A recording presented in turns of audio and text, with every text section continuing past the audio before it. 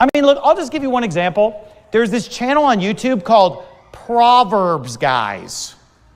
Now, imagine having a channel called ProverbsGuys. Imagine having a YouTube channel called ProverbsGuys. Okay, and let me tell you some things about ProverbsGuys. Okay, so ProverbsGuys, oh, surprise, not King James. Oh, I'm a New American Standard guy. Okay, and then you know who ProverbsGuys said is the greatest man in the world, the greatest preacher in the world? Kent Hovind. It doesn't matter whether it's Jeff Bourbon or whether it's, you know, ProverbsGuys or whether it's that satanic transvestite. Well, bro, you know, maybe you should give some credit to your parents who taught you how to be well-educated and well-spoken.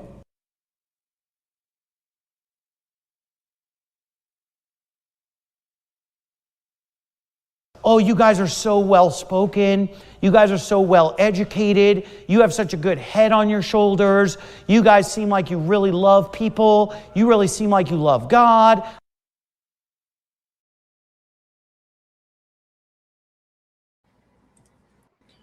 All right, and welcome to ProverbsGuys Ministries. You are getting hosted and served a tasty dish this evening by Achilles the Great, conqueror of Greece, Russia, China, the Philippines, also North and South Korea, parts of South America, and all of California. Wow. And then myself, of course. Wow. It grows every time, Achilles. I have nothing to do with the Philippines. That's all done. Do you think Dan conquered the Philippines? Yeah. Okay, Yeah. Between Achilles and Dan, then, the Philippines are included. We'll split them. you guys can split it. And I'm going to go ahead and give you the disclaimer that this is a mature episode. So if your young ones are in the room, this is absolutely, positively, 100% not the episode of the family-friendly ProverbsGuys that you want them to watch.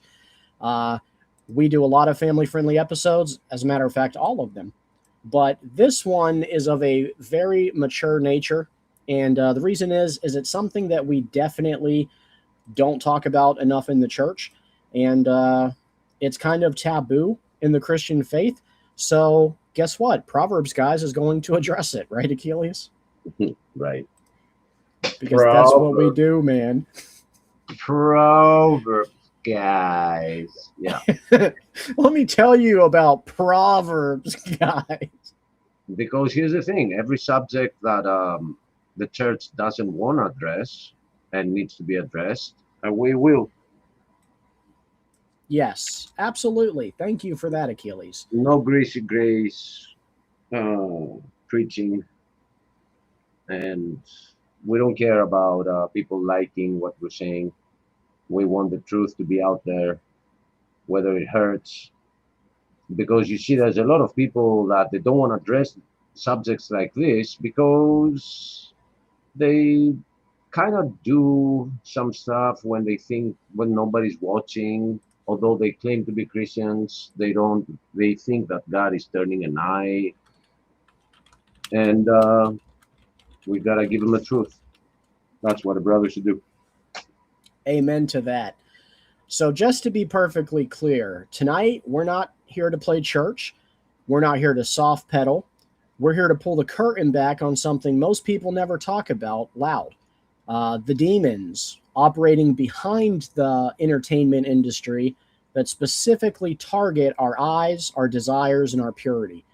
We're going to look at music videos where celebrities appear to shapeshift right in front of us, like we're idiots for not noticing it. Moments that look less like special effects and more like something else breaking through kind of situation. And we're going to break down some of the lyrics of songs that millions of people sing without even realizing what doors they're opening. So without further ado, let's do a quick prayer, Brother Achilles, and then we'll let you drop what you do. And we would like everybody that is watching to join us in prayer, because we have a person that is very dear to us in the hospital right now, and we would love all of your prayers for her to be all right. But Stephen, you go ahead. All right. So, dear Heavenly Father, thank you so much for the right to be called your children. Thank you for looking down and touching us and just calling us to your kingdom, Father. Thank you that you desire to be in fellowship with us. And we pray a hedge of protection over Achilles and I for doing this episode. We pray that you would give our families a hedge of protection and that, Lord, you would just be on our side and give us the strength to speak boldly without compromise and be true to our convictions. And we pray for that family member who's in the hospital. Lord, we ask that you would bless her, that you would bring her home safely, and that you would help her heal. We ask this in your Son, Christ Jesus, in our Savior's name. Amen. Amen. My brother, are you ready to kick the tires and light some fires? Yeah. So we have um, to start off to kick this off. We have a video which was not made for this show. It was actually made 10 years ago. And some things might not be exactly on topic, but it gives if you have to keep your eyes on the screen, and there are some weird stuff when it starts, and the lyrics matter, and they are leading us into something different, and then at some point, if I recall, something's happening which you will not understand because there is an hour of information before that clip, but I will stop it and explain what it is we're seeing there. Um, yeah, now that I remember, there's something even. Hmm, well, give me a second here. Give me a second. Okay, now Okay. I'm gonna let this go. Actually, I'm gonna let this proceed. It's gonna be, yeah, and I can explain the things later, but I'll let the second song play a little bit. Anyway, I don't know. We might pause it and then resume. We'll have some chat and then resume. But disclaimer: Stephen has nothing to do with this video, right? And whatever happens, if you don't like something, if you want to attack us about this video or something, bring it to me. Bring it on. Actually, it's a challenge. I made And that. could I add that we Yeah. have put this episode off for a year and a half because of creative differences with other people involved in the ministry, and we wanted to show respect.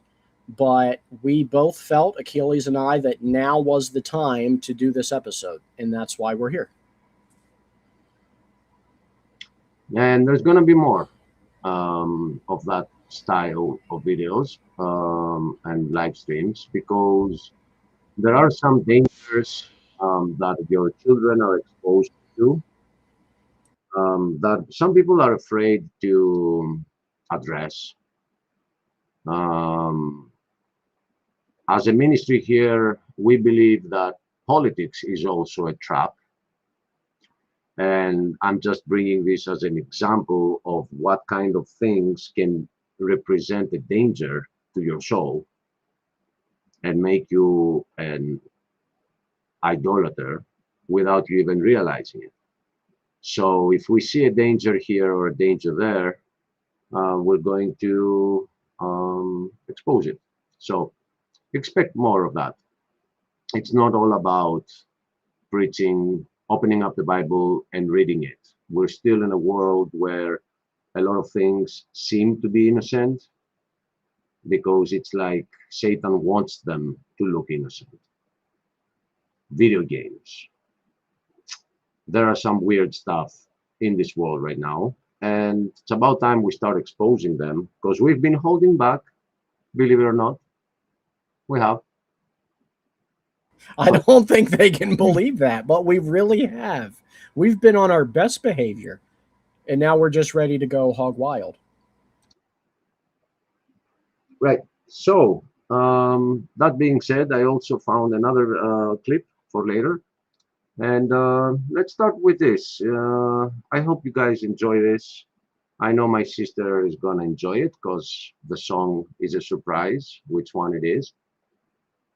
And let's get to it. Are you ready?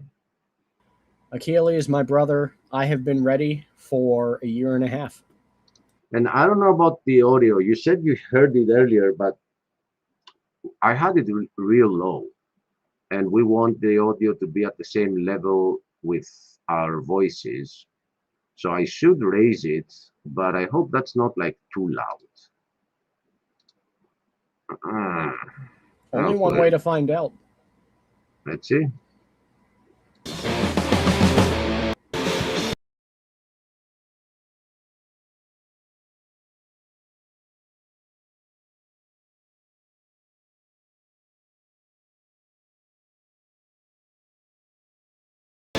Sorry. So just to start this off, I want you to focus not on Tom Cruise, but on the eyes of Oprah. There's something funny happening there. And we're going to see more examples. But this one with Oprah, you have to pay close attention to see what happens. So the camera, I can actually take this slower, but it will destroy the song. But check this out.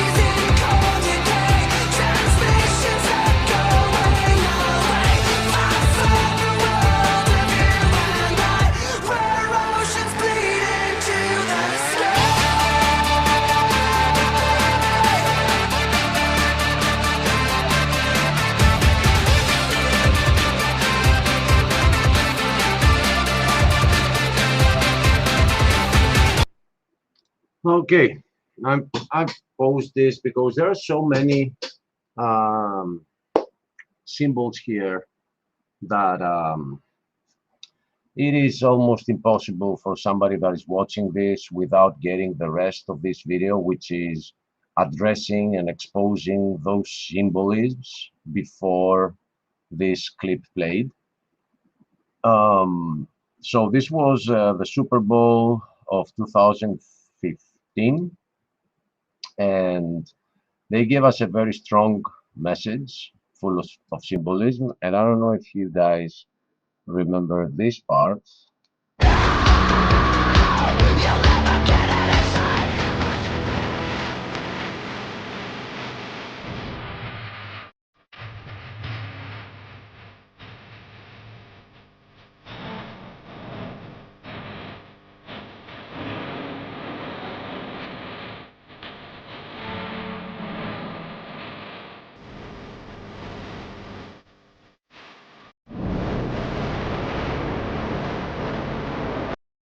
Yeah, I don't want to play more. The X on her chest symbolizes the X chromosome, and Bruno Mars represents the Y chromosome, and they're doing this ritual where they bring out a new something like a Z chromosome, the zombies. But this this Super Bowl woke up a lot of people like there is something going on. This is a ritual. This is no longer music and dancing. But in order to get this completely, one has to watch the rest of the video. But nobody does because people don't have time anymore for watching videos that show them some things. But they have all the time in the world to watch all Hollywood has in store for them. They don't miss out on any series. They don't miss out on how drug addicts are or drug lords make money, or playing video games about killing and becoming a dealer and all that stuff that we have in the world today. But they don't have time for a documentary, and it's sad. So this video was made in 2016. The information on it are decrypting the symbolisms that we see here. And even if I told you go watch it, you ain't gonna. And that is very sad. And it's not So just the Super Bowl. These rituals are performed during the Super Bowl. These rituals are performed during Eurovision. They're performed during all the large events. Like all of them have been turned into ritualistic events so that the whole world can see. And it's almost like a game to them. How much can they reveal to us and us just still go with the flow, right? yeah, yeah, they're having a blast with people not waking up, even if it's right in their face. And since you mentioned that, here's the thing. Here's what's funny about this is that in 2015, not many of the Super Bowls and the Eurovision and Euro or the Olympics, they did not have such a ritualistic uh, mm, intro opening. But this one blew people's minds, and we started saying, "Hey, wait a minute, that was more of a ritual." And then every show that happened since then is now the norm that we expect some ritual. And it's becoming more and more blunt and more ritualistic to where they're dragging out dark horses with eyes of flames, like literally dragging out Satan. Like they're not holding back at all. They're not holding back. So this, what we just watched, kinda, was like the starting line where they stopped caring, and they're like, "Let's see if we do like a complete ritual on them, are they gonna get it?" And then they saw that nothing happened, and they kept doing it. But you know, the media, not the media, the internet is all over the place about things like that. But they push it in the conspiracy fringe. You know, like, oh, come on, conspiracy theories and everything. Well, our theory is not that there are conspiracy theories, but we're under a conspiracy of Satan and his minions. And his job is to convince you that there is no God any way that he can. And Uh, I'll add yeah, briefly, yeah, well, one of the easiest ways that they can do these rituals right in front of our eyes, and the majority of people aren't caring, is they're dressing these ladies up skimpy and they're making them an object of lust, so that while they do the rituals and the shifting right in front of your face, you're staring at their thighs.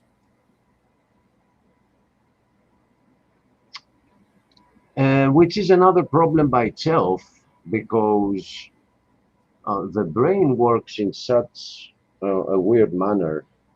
And we're going to talk about that. And we're also going to talk about the algorithm and what that does if you are looking at thighs a little more than you should.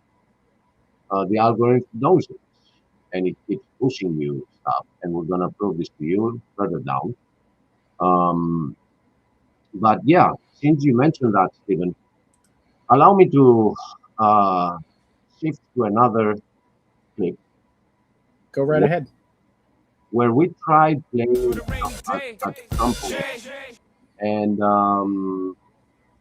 one member had an issue and just wouldn't allow it to go 1 second further down.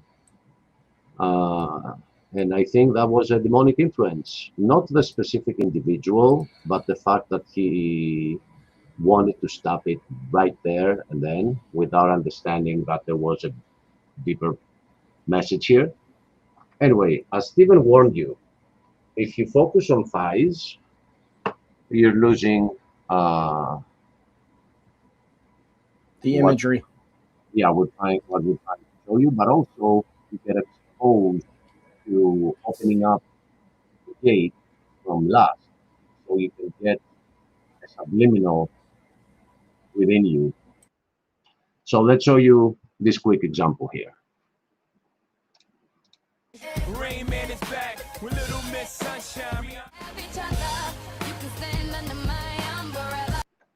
So this was very quick for your eyes, but I want you to look at the movement of the water. That instead of going up with her hands, there are two lines going across horizontally.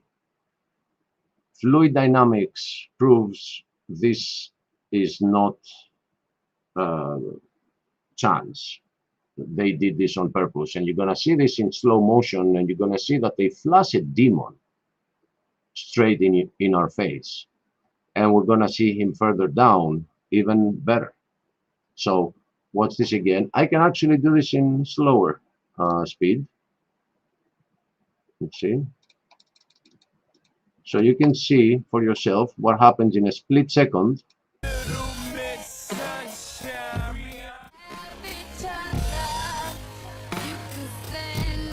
You see it, Stephen? I saw that the water formed something. Yep. Look at it again.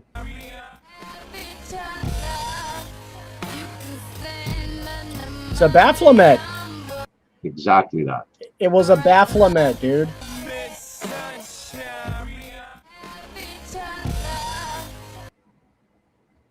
Oh wow. Right? Right in front of our faces, Achilles. And no one is seeing that because they're focused on cleavage. Ah, sorry. I'm trying to pose it. You see this? Horns and all, Achilles.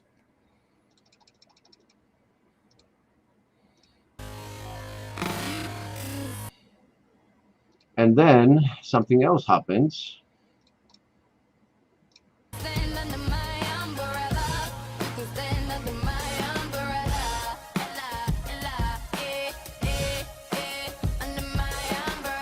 which is a chant by itself. It says Ella, Ella, which means come in Greek. Where is the other demon? It's in part two. Okay, so this for those interested in how the music industry is completely sold out to Satan, they should watch this documentary called "The Music Industry Exposed." It has a lot of lyrics from a lot of singers. Hey, I want the playlist. Show me the playlist. Show me the playlist. Okay, is it the number two? Oh, it's right here.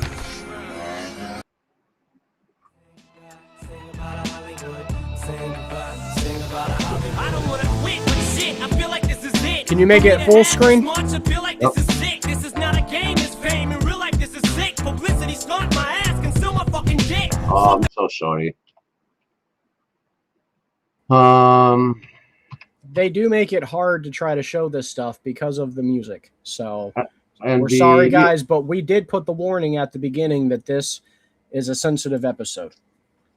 and the lyrics. Sometimes you cannot predict exactly if you don't know it where they're gonna cast, and this is not um, our thing. We don't like that. So here Eminem says, "I'm trapped. If I could go back, I never would have rapped. I sold my soul to the devil. I'll never get it back. I just want to live this game with level head intact."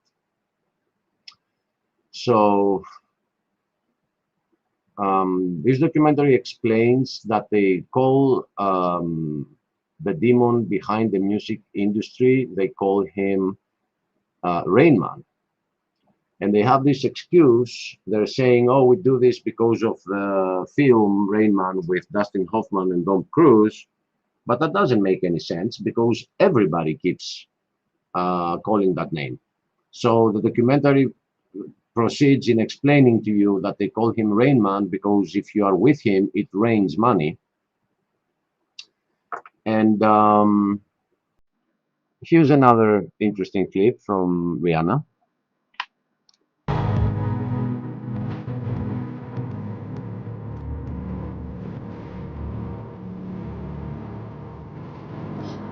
So you did not see it because it was flashing real quick in your face, but Rihanna does this. So the documentary shows and explains that anatomically, you cannot see both the rear muscles of the shoulders and the front ones at the same time, as we see in this picture. Plus, the analogy of the body would say here on this picture that the neck of Rihanna is 3 times as long as a normal neck. So Also, I can't do it, but with your mouse, can you show them the face within the shoulder blades? okay, so these are the rear muscles here, and you can also see the front muscles, which should not be possible. And the neck, this is the head right here. This is not a normal neck. Plus, the video explains that what is this bone here? There should not be a bone right here. And if you can't see it already, the reason they're doing this, which I will remind you, it just flashed 1 split second. This is not an image for you to see with your eyes. This is an image for your subconscious. Can you? Subliminal. Yeah, a subliminal message. Can you see the demon already, Stephen? Oh, I'm looking it right in the face. And what's interesting is every time you see this type of manifestation, it's coming along with imagery that would cause one to lust. And I'm convinced that this is a demon directly tied to lust. Exactly. So here it explains the muscles and that stuff that I told you. It shows that bone. And now to help you, it adds 2 eyes at the face of that demon. So why would they do that, guys, if this stuff are not real? Why are they doing this? Why did this flash just for a split second right around lusty? Can you play it in the slowest of slow motion? I want to play it fast first for people to understand how quick this is. This is not for your eyes, Fair enough. right? Meaning it's not for your eyes. There's no benefit to the scene because it's literally so short. Only your brain can pick up with what you just saw, not your eyes. And the subliminal work, the subconscious works in a very funny manner. Before your conscious understands what it is seeing, the subconscious has finished processing of what it is seeing already, and it is giving a report to the conscious. It's that fast how it works. There have been many studies. We can't analyze all of them. Hitler and his team played a lot with that. They were trying to create imagery that are going to hit the subconscious. And now, 70 years later, they have mastered it. And, oh, I just noticed something too. I think I'm not sure this is normal. Between the thumb and the index finger, this doesn't look right between the fingers. It looks like a fish, if you know what I mean, like a webbed. Right? Don't you see it too? Anyway, just look again how fast this is to prove that this is not made for you to see. It is made for your subconscious to see.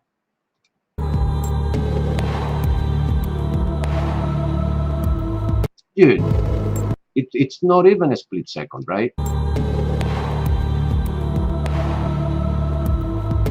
And then all those, and this is the image that you get, and it also flashes black and white. Like that's not black and white. It is negative. So negative, positive, positive, negative. This is so weird. And another thing that the video I remember points out is that the hair on the left side of her head are falling down. Why only that part of the hair is falling down and not the rest of the hair? Gravity doesn't make distinctions. It is so the face completes and it becomes what it is. So I definitely recommend this documentary. It's called The Music Industry Exposed. And if you can't find it easily because there might be others out there, just type Rain Man also, and you'll find it. It is usually in parts, 10 minutes long each, and it's 1.5 hours documentary.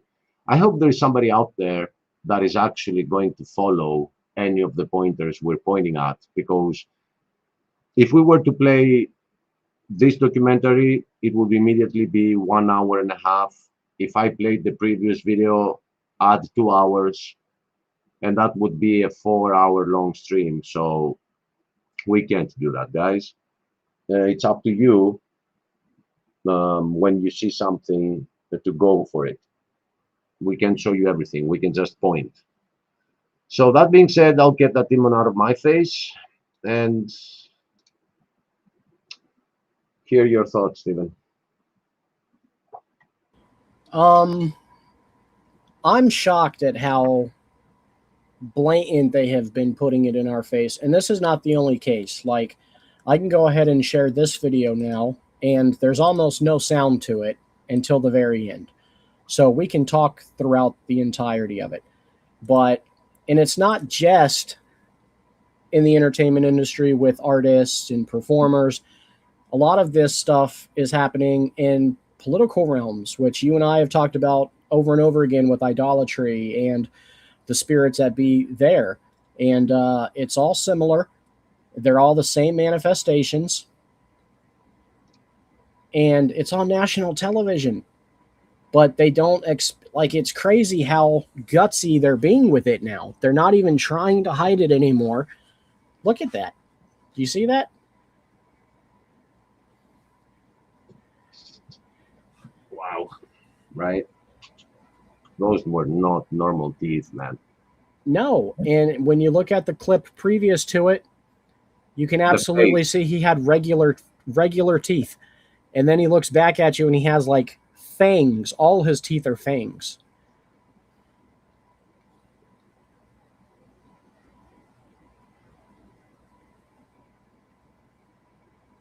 We gotta say here that there's something good seems to be happening with Katy Perry. Yes, this is old. Yeah, this is old, yeah. And we should make the distinction. We're not claiming that all of these performers are demons or anything like that. What we are claiming is the entertainment industry, especially, is owned by Satan. He is the father of the industry, and these performers are getting pulled into it. And look at that. Look at the pupils. You watch the pupils change live.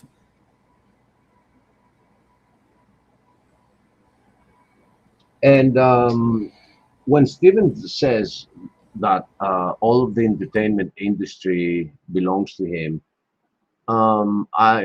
it's so funny that a lot of people are like, yeah, but he's not affecting me through it. But they go out and they watch every video, every movie, and they don't understand that it is witchcraft. And they are passing on some lies for truths. And because they come with the epic music behind it, or because they carry a catchphrase and it sounds funny, you buy it. I had that one too in that video. Remember? Yes, you did. Yep. I haven't seen that one. Dude, I had to go through hours of clips today to compile this video. And, you know, at the beginning I was thinking, okay, I'm going to see some demonic manifestations. Demons are obviously tied to lust. The music industry especially is built upon the spirit of lust. But going through this, I was like, okay, shape-shifting's a little stupid, but I believe in the demonic manifestations. I came out after watching all these clips more convinced ever of the shapeshifters too. So call me a conspiracy theorist. I don't really care. I'm not worried about impressing anyone but my Lord. And this is what I've seen with my own eyes. And we're bringing it to you guys. These are politicians that you vote for. These are idols that you follow. These are performers that your children watch and support. So it needed to be brought to your attention.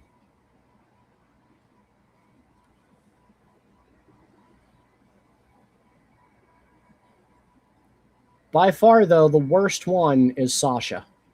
Uh-huh. And at least this one admitted it. She admitted that she gets a spirit is manifesting in her when she performs. Which I was surprised. I was surprised that she was as honest as she was. I can tell you why you should not be surprised. Please. She's Jay-Z's wife. And Jay-Z is very shady. He has said, not shady, I mean, that's an understatement. He has said Jesus Christ is fake news. You have to worship Satan because Lucifer is the light. That is a direct quote from Jay-Z. He's a high-tier Satanist, and it's his wife that admits that she gets possessed. So what they're trying to do is, to those that have idolized them, make it normal, normalize it, and make people say, yeah, if I am to become as famous as Beyonce, I want to be possessed as well. You know, that's what they do. well, yeah, because it gives them a performative edge, right? Like, anyone can dance, but no one can dance the way somebody possessed can dance. You can contort your body in ways that a regular performer can't. You can push your body in ways that a regular performer can't. And it's just becoming more and more clear. They're not hiding it anymore. They don't want to hide it anymore. It's And all I of our know, politicians, all of our performers. and I Sorry. know viewers out there are gonna say right now, "Come on, guys, we already knew Hillary was a demon." Yeah, okay, yeah, we're just adding her. Um, But no, look I at don't, this hand. Look at the claws manifesting out of her hand, Achilles. because you can't have one hand with cut nails and the other one with nails like this. Not just that, look at the length of the fingers. I wish I could show it with my mouse, but look at that. She has literal claws. And again, Achilles nailed it on the head. Everyone has known for a long time that Hillary Clinton is a demon manifest. I don't even think she's a person inhabited by a demon. I think she's an actual demon.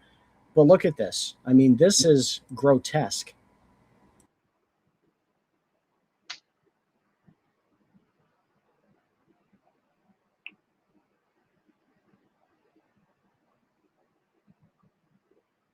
What's interesting to me is there's a lot of these cases where when they're on national television, it's like they realize their eyes are doing it and they immediately look away. They put their Mhm. head down. In some cases, somebody taps them on the shoulder or gives them a reason to look away. It's bizarre. Like they are aware that it happened. Like this one, right? Immediately, like the minute you see that happening in her eyes, she immediately shakes her head. Look at her eyes, guys.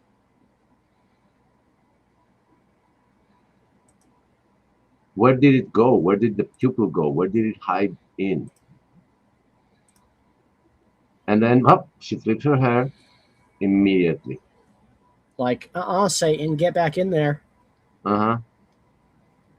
The Do you worst one remember, I saved for last, though. The worst is by far Beyonce. do you remember that moment when Britney is talking to herself and it's like, no, go back, get in there, get back in there. Yeah. Look at that. Uh, What is the medical explanation for that?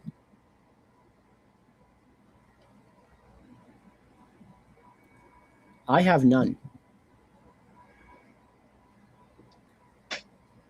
Nor has any doctor said anything about, yeah, it's a common thing, your pupil flipping out like this. And not just flipping out, but going to like that shape. Look at that. Look at that. What causes, I get eye dilation, okay? I get the contracting and uncontracting of the pupils. I understand. That's not what this is. This is the reshaping of the pupil in the eye.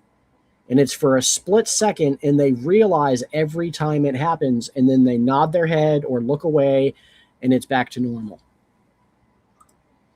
And one thing I would love to mention here is that people have to realize that this is not something.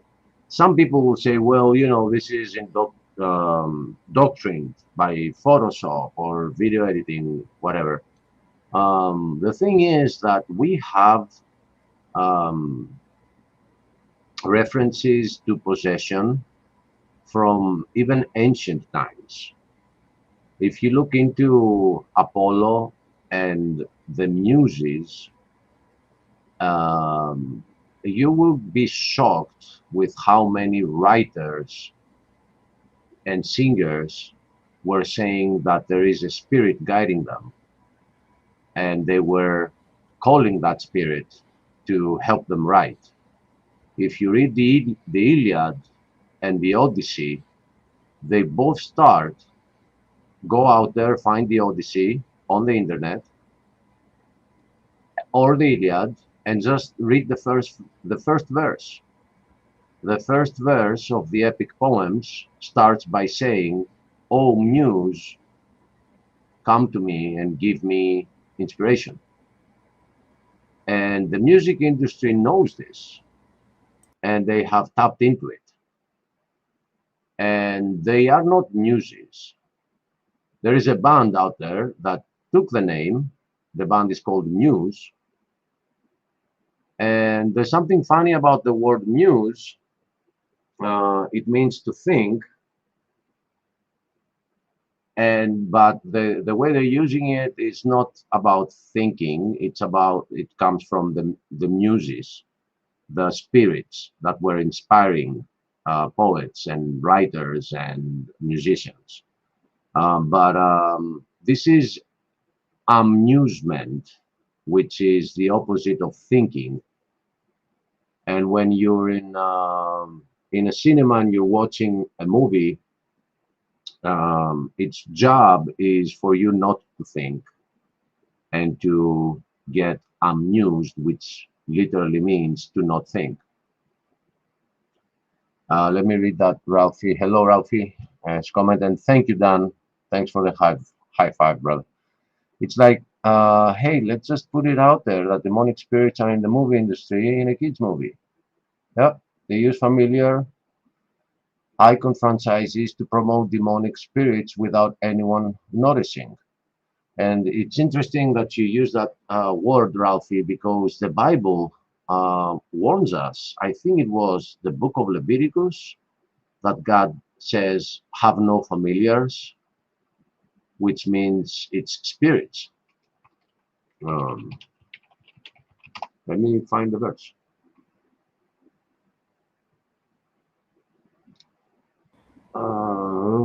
Yes, there are verses about familiar spirits, and that's exactly the spirits that trick you into thinking they're like your great grandma, and it's because they have been involved with your family for a very long time. They know family secrets, they know things that people outside of your family shouldn't know, and that's how they get you to welcome them to stay, right? Who wants to kick out their dead great great granny? When I performed Crazy in Love at the BT Awards. Okay, so this is the part where it starts coming with audio. So I don't know if you want to play this right now or you want to elaborate first. Let me just say that yes, I was not. I remember almost right. It is in a couple of places in Leviticus, but it wasn't the verse that I was referring to. Oh, here it is. It is Leviticus. Leviticus 19, chapter 19, verse 31 says, "Regard not them that have familiar spirits, neither seek after wizards to be defiled by them. I am the Lord your God." So the Bible was written, Leviticus was written, what, 3,000 years ago, At least. Yeah, right? about 3,000. So this is nothing new, what we are seeing today. Today we can have visual evidence for it because everything relates. I'm going to zoom in here. Everything relates to the industry that has Hollywood, which is films and interviews of those stars, and then you have the music industry that has video clips. And the greater the reach, the more the demon within them is trying to manifest. So it can show itself. But the Bible warned us about them, so they existed way before Hollywood did. So, was that easy to read? Okay, I guess it is. I don't know about the vertical. Doesn't look that big here, but on the horizontal one, here it is. Regard not them that have familiar spirits, neither seek after wizards to be defiled by them. A man also or woman that hath a familiar spirit, or that is a wizard, shall surely be put to death. They shall stone them with stones. And the soul that turneth after such as have familiar spirits and after wizards, to go whoring after them, I will even set my face against that soul and will cut him off from among his people. So these were warnings to God's people that no matter what happens around you, don't follow those that have familiar spirits or wizards. Anyway, yeah, I guess you can continue with the video. Well, and Terry says in the comments section that back when she was a witch, she had worked with familiar spirits. So this would have been a really good episode to have Terry on and talk to her about that. Feel free to join, Terry. All right, so let me go ahead and play this, and we'll let Beyonce explain in her own words how the spirit manifests, how it enters her, and how it pretty much is how you put it, Achilles, it muses her.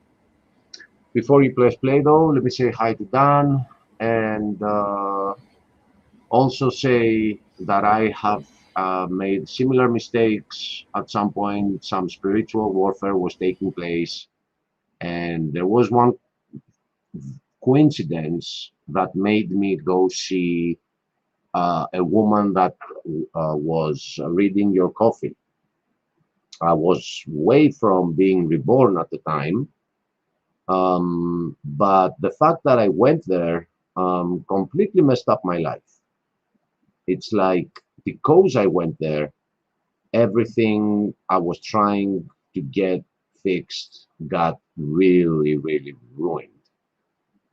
I ended up getting saved the same year, but and then realized the mistake.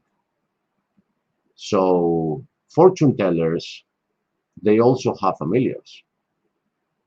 And I, without knowing my Bible, I did exactly what God was warning us not to do. Go after those that have familiar spirits. So I'm guilty as well. Even people that were in witchcraft before. What we need to do now is, after realizing it, say it and make people not go after the same traps that we fell in. Right? I talked too much. No, yeah, and to add to that, you know, I have my experience in the occult as well.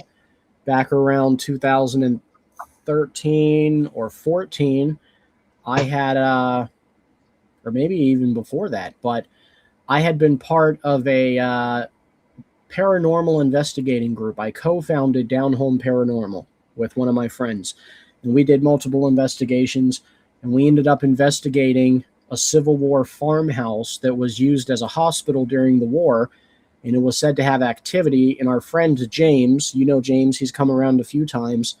Yep. His family was living in the home, and he's the one who asked us to come investigate because of weird things happening. So we went there, and after doing some EVP recordings, you know, it led us to believe that it was the first homeowner of the house, and that he was a very wicked slaveholder, a master. But after continuing to investigate and provoking it, we were able to determine that it was definitely, without question, demonic. And shortly after that is when I determined all of that was demonic. There's no such thing as your great-great-grandma walking around. It is all familiar spirits, demonic spirits, and that's how they get you, right, Achilles? They get you by tricking you into thinking that it's just a familiar spirit, that it's just something that you shouldn't be bothered by. But nothing could be further from the truth. And I could go on all day, but I don't want to. Yeah, and that leads me into the other thing that we need to say, that you have to stay away from anything that talks about those spirits as being good things. Like, there are theories of how to control the familiar spirits. There are theories of aliens who are from Andromeda or wherever they come from, and they're trying like to help you.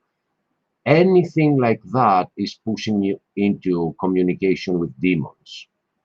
That's what exists. And another thing I want to add to what Stephen is saying, Satan is going to use the deception that works on you, and he's going to play with that. For Stephen, it was ghosts. For me, it was aliens. So the same demons came to me as aliens, and they came to Stephen as ghosts. To somebody else, they will come as their grandma if they do a Ouija board. Hey, I'm just your grandma. Don't kick me away. So what exists is God, Satan, and us in between. If you're bringing something in this realm, it is either from God or from Satan. God doesn't manifest that way. God just appears and delivers you from all that. Yeah, I could go on for hours as well. Yeah, and we don't want to make the episode about that. I'm going to find the link to post in the chat for everybody if they would like to go watch the entire episode we did. We've actually done like 4 episodes on the topic. But just to save you guys some time, the Bible speaks of great deception in the end days. And it is no coincidence at all that there is this move to make known to the world that aliens exist. And there is a reason for that. There's no such thing as an ET from another planet. But that is the next step in introducing real-life demonic spirits, demons, fallen angels, to the masses. And they're going to present them as aliens. So I put the link in the chat for you guys. If you're interested in seeing our opinions on that, give it a watch, give it a like. But Achilles, my brother, are you ready to finish out this last like 4 minutes? Yep, let's go. Okay. It was almost like my coming out. Ladies and gentlemen, give it up for my girl, Beyonce! Yes. I was very nervous, So crazy right now. of course. Most incredible. And I remember when they told me I was performing on BET, Boy. in my mind, I saw the set immediately. I said, I want something big. I want something that says I'm here. Beyonce. And I drew it out. I drew out the ramp. I drew out the boxes for me and my girls. I drew out the lift right in the O. It just so happened that O. Achilles, isn't it weird that when she comes down into the O, it makes one of those pupils that we've been seeing throughout the whole thing? And it's also no coincidence, the O, because it is a portal. She's coming through the portal. Watch it. We've shown you guys the clips. You've seen the pupils and the other celebrities and entertainers. Look at the O when she comes down. She is the pupil. I drew out the ramp. I drew out the boxes for me and my girls. I drew out the lift right in the O. It just so happened that O was right in the center. It just so happened to be that way, Achilles. Isn't that crazy? Which I don't think, is that her name? Or is it how do you call that? A name for A stage name? I really don't know. Stage name. I've never been a big Beyonce fan. Truthfully, she's always given me the weebie-jeebies. So I'm not big into her music. I couldn't tell you what her real name is. It wouldn't surprise me if Beyonce is a stage name and it has some sort of demonic meaning to it, like Sasha Fierce. Yeah, that's her real stage name. All right, she'll get there. Let people know what we're talking about. Yeah. For me to come down. I knew the dance. I knew about the pumps. I saw all of that in my head before it happened. And it's great when you visualize something and it actually comes to life.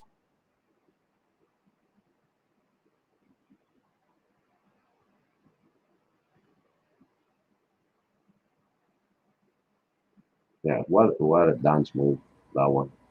Yeah. I did bleep some of this out because we're doing an episode about how they're getting to men, especially. It was through way lust. better than I expected. And Sasha was in full effect. Sasha is my alter ego. And when people see me, sometimes I think that when they meet me and they speak with me, they're expecting Sasha.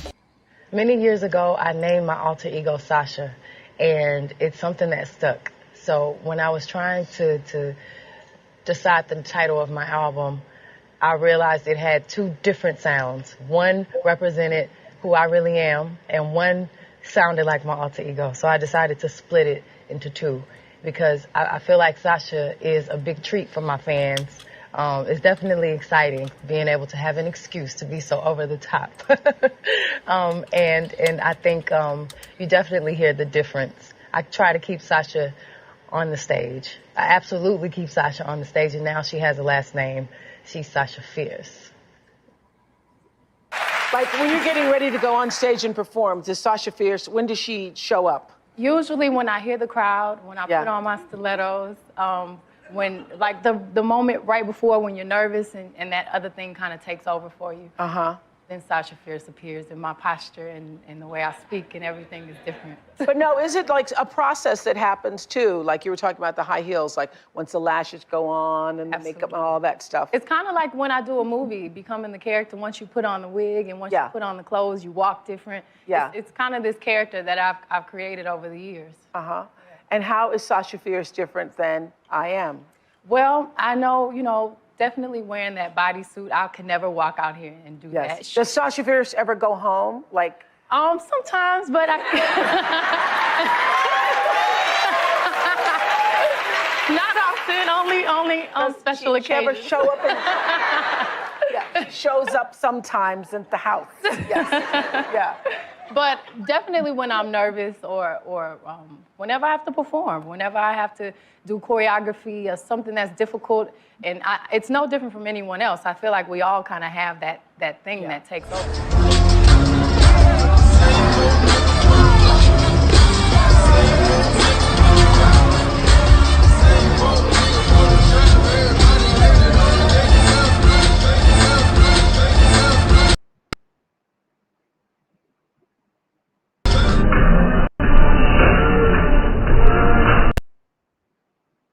Do you see that face, Achilles? Yeah. Anyone else? I feel like we all. I'm waiting to hear where it says that Sasha comes down and takes over. I hope that it is in the same interview. I hope you have it in there. Let me see.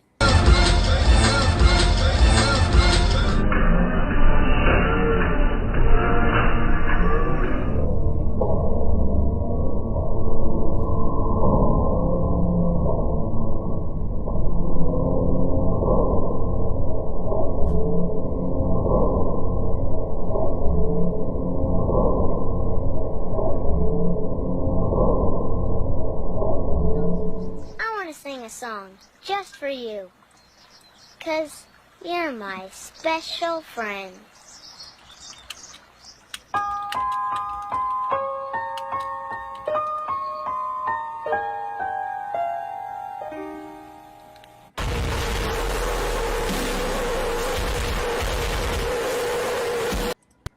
Yeah, so that part I must not have had in there, Achilles, where she says that it literally comes down and manifests in her and takes over her body. Let me see if I can find it. I have it in one of my videos, but I do not remember which video it is. Christian said that his alter ego is Baxley Cornwallis, farm detective. Get out of here, Pike. Let me see. Let me see.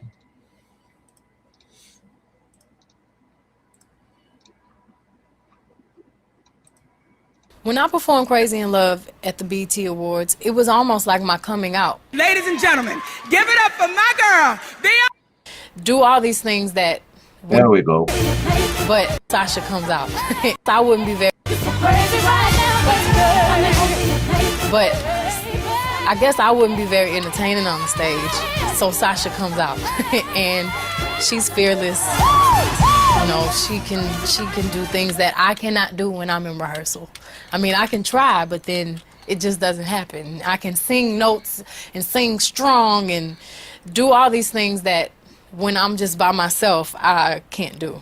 And I remember right before I performed, I raised my hands up, and it was kind of the first time I felt something else come into me.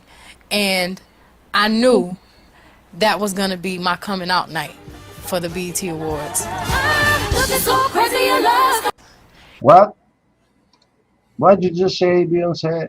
Performed, I raised my hands up, and it was kind of the first time I felt something else come into me, and Right. Okay. And I'll also note that conversation she had with Oprah. Oprah flat out asked her, "What is the difference between Sasha and I am?" Did you catch that? I did.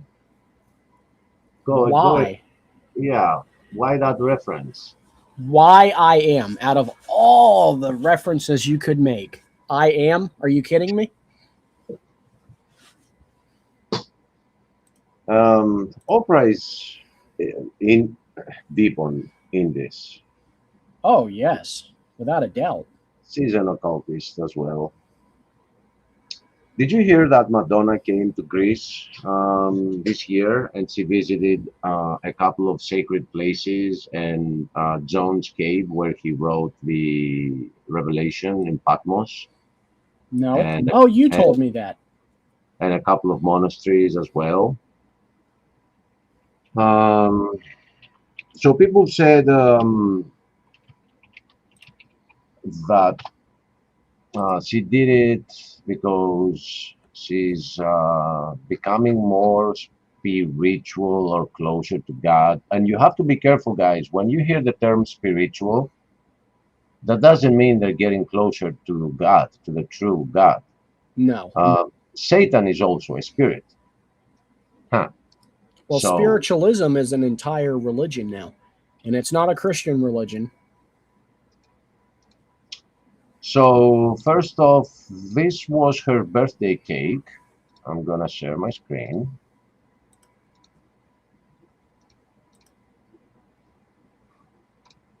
So, for those that are in the know, what a weird cake. The all seeing eye.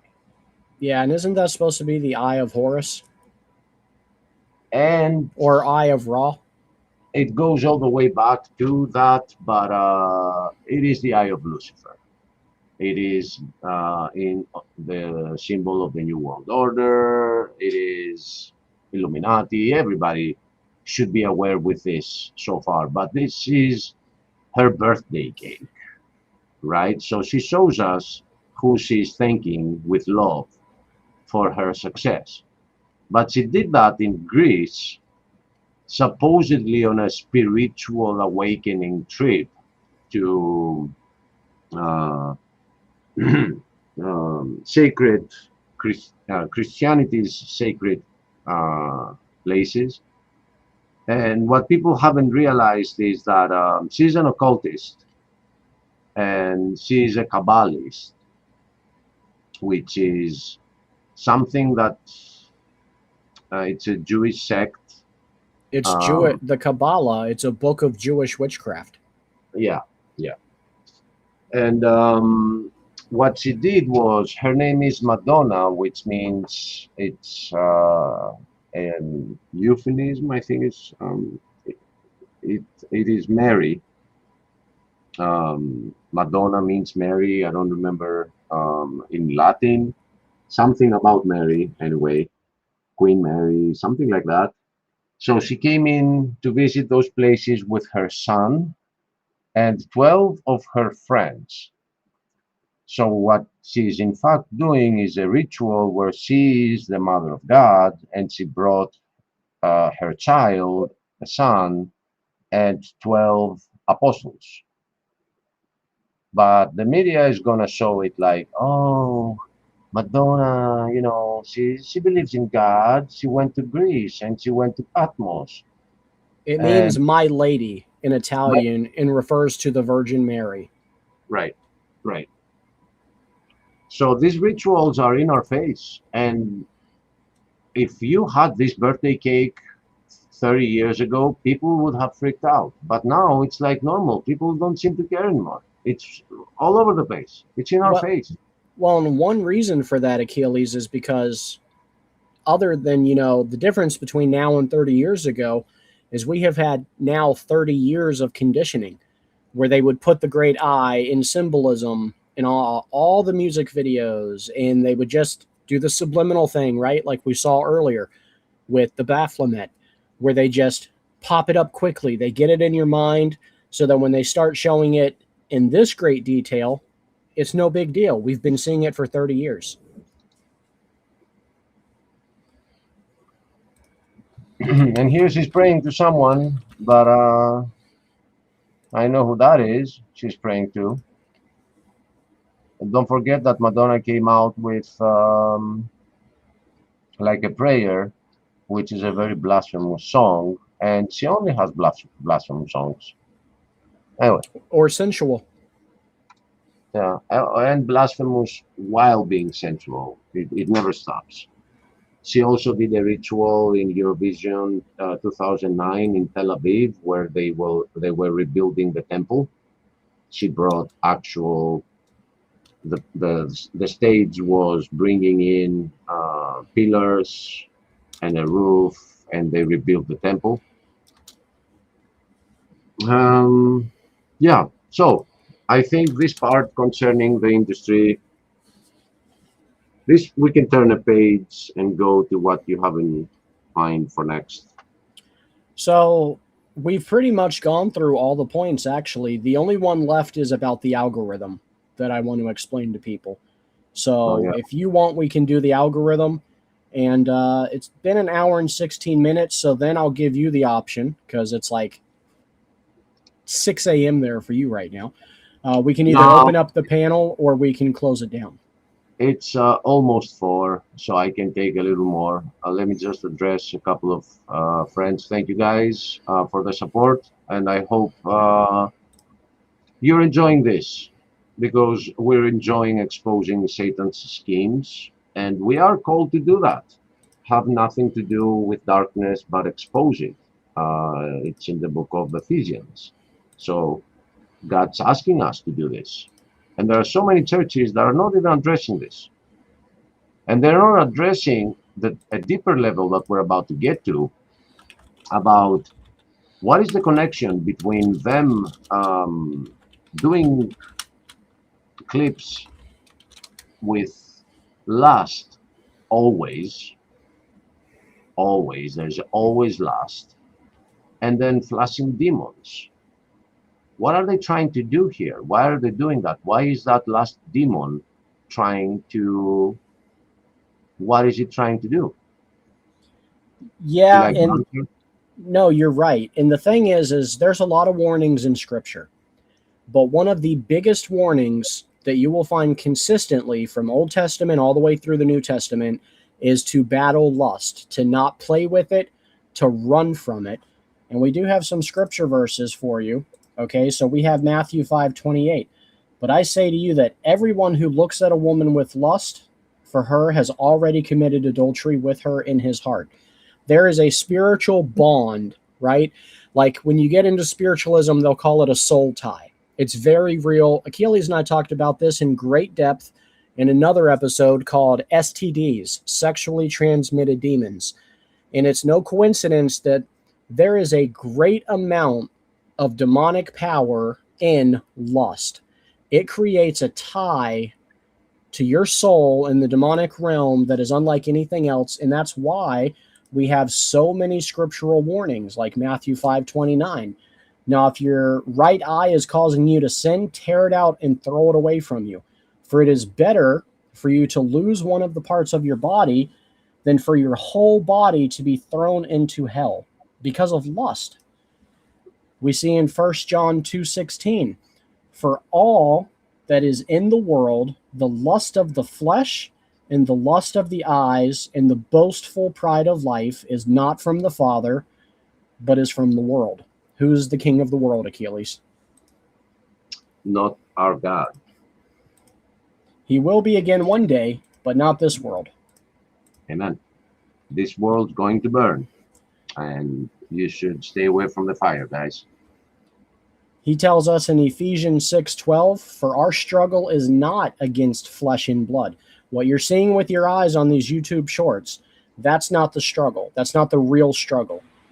but against the powers, against the world forces of the darkness, against the spiritual forces of wickedness in the heavenly places. Hey, what's up, Dave? What, dude, what is going on back in America? I literally just stumbled out of bed and Dolly Parton died and everyone's like losing their minds. Yeah, she was a huge figure here, man. Oh, I know she was. I'm from Minnesota, remember? Yeah, so you know all about the Dolly Parton. Yeah, I like Dolly Parton, actually. I thought she was a sweetheart. Yeah, it's interesting. There's a lot going on. There's a lot going on, it seems. For me, Hayden's passing was more shocking, and because she was 36, Hayden Panettiere. And what relates to what we're talking about here is that she just released a book about the pedos in Hollywood and how they exploited her. Mm-hmm. And right after that, she died, and the police is looking into it because something was not right with her death. But some years ago, her little brother also passed, and he was also a child that was introduced in Hollywood at the age of 14, I think. She was introduced at the age of 16, and she recently said in an interview that I hadn't come out with that stuff earlier because I was afraid I would put myself in danger. And right after she did, she accidentally passed away. So well, she had kidney cancer too, didn't she? Like I saw stuff, Dolly Parton having kidney cancer. Oh, Dolly Parton. I mean, at that age, it's going to be something. But, I'm sorry. You're talking about someone else. Okay. I'm talking about the actress of Heroes, the cheerleader. Oh, her. Yeah, her. I saw that too. She passed away. Yeah, that's suspicious. It is. The timing, because of what she was exposing, is especially the suspicious part. And you should look into getting her book, because it's not, she's exposing stuff without bringing names, but she's showing how they introduced her to drugs and to abuse, and they made it look like it's normal, every kid should do it. The happy pill, they called it, and they put her in beds, and she ran away, and she had some crazy stuff happening. It is interesting because now we have this thing with the files. I'll just call it that for the keywords. And people think it's political, that it's like an attack to a specific individual just because that individual's name was in it. But it turns out that there was no name that was out of it. There was no name that was outside that list. And we still don't see that list. It's not one president, it's everyone. You're talking about Jeffrey Epstein. Jeffrey, yep. Jeffrey Epstein, yep. That guy. So you get people trying to expose that agenda and then they die. One of my favorite men, Chester Bennington, was one of them as well, the singer of Linkin Park. So we have a visitor here. Hello, John. Hey there, how's it going? Can you hear me all right? Yeah. Yeah, we hear you fine, man. How you been? I've been good. So John is a friend of mine that I met at Dinosaur Adventureland, and he's in our private chat. So he's a good guy.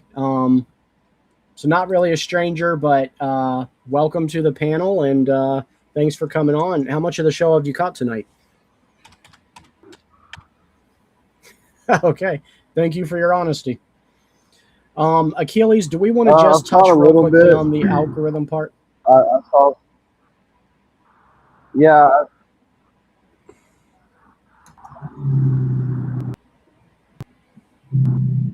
I'm sorry, John. I think we have a delay.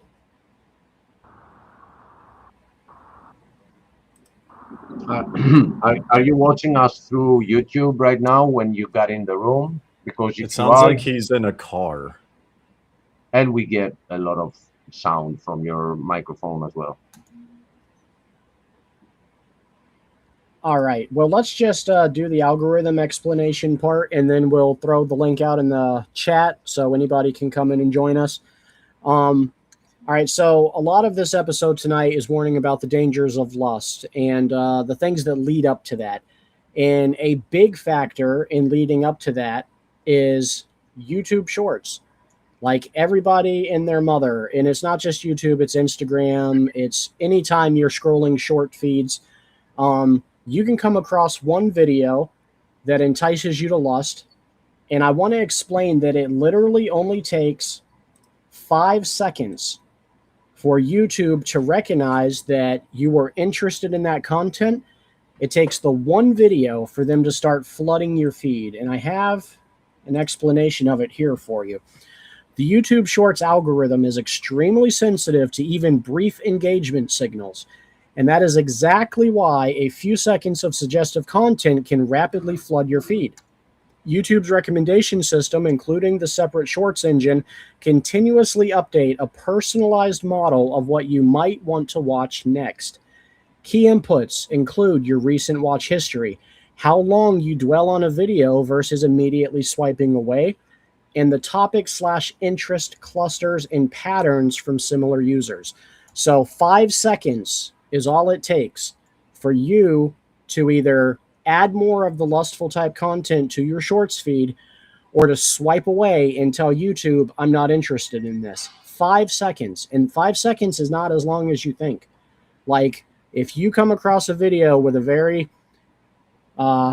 promiscuous situation, maybe not clothed very well, it could take any man 5 seconds for his brain to register, wait, I don't need to watch this.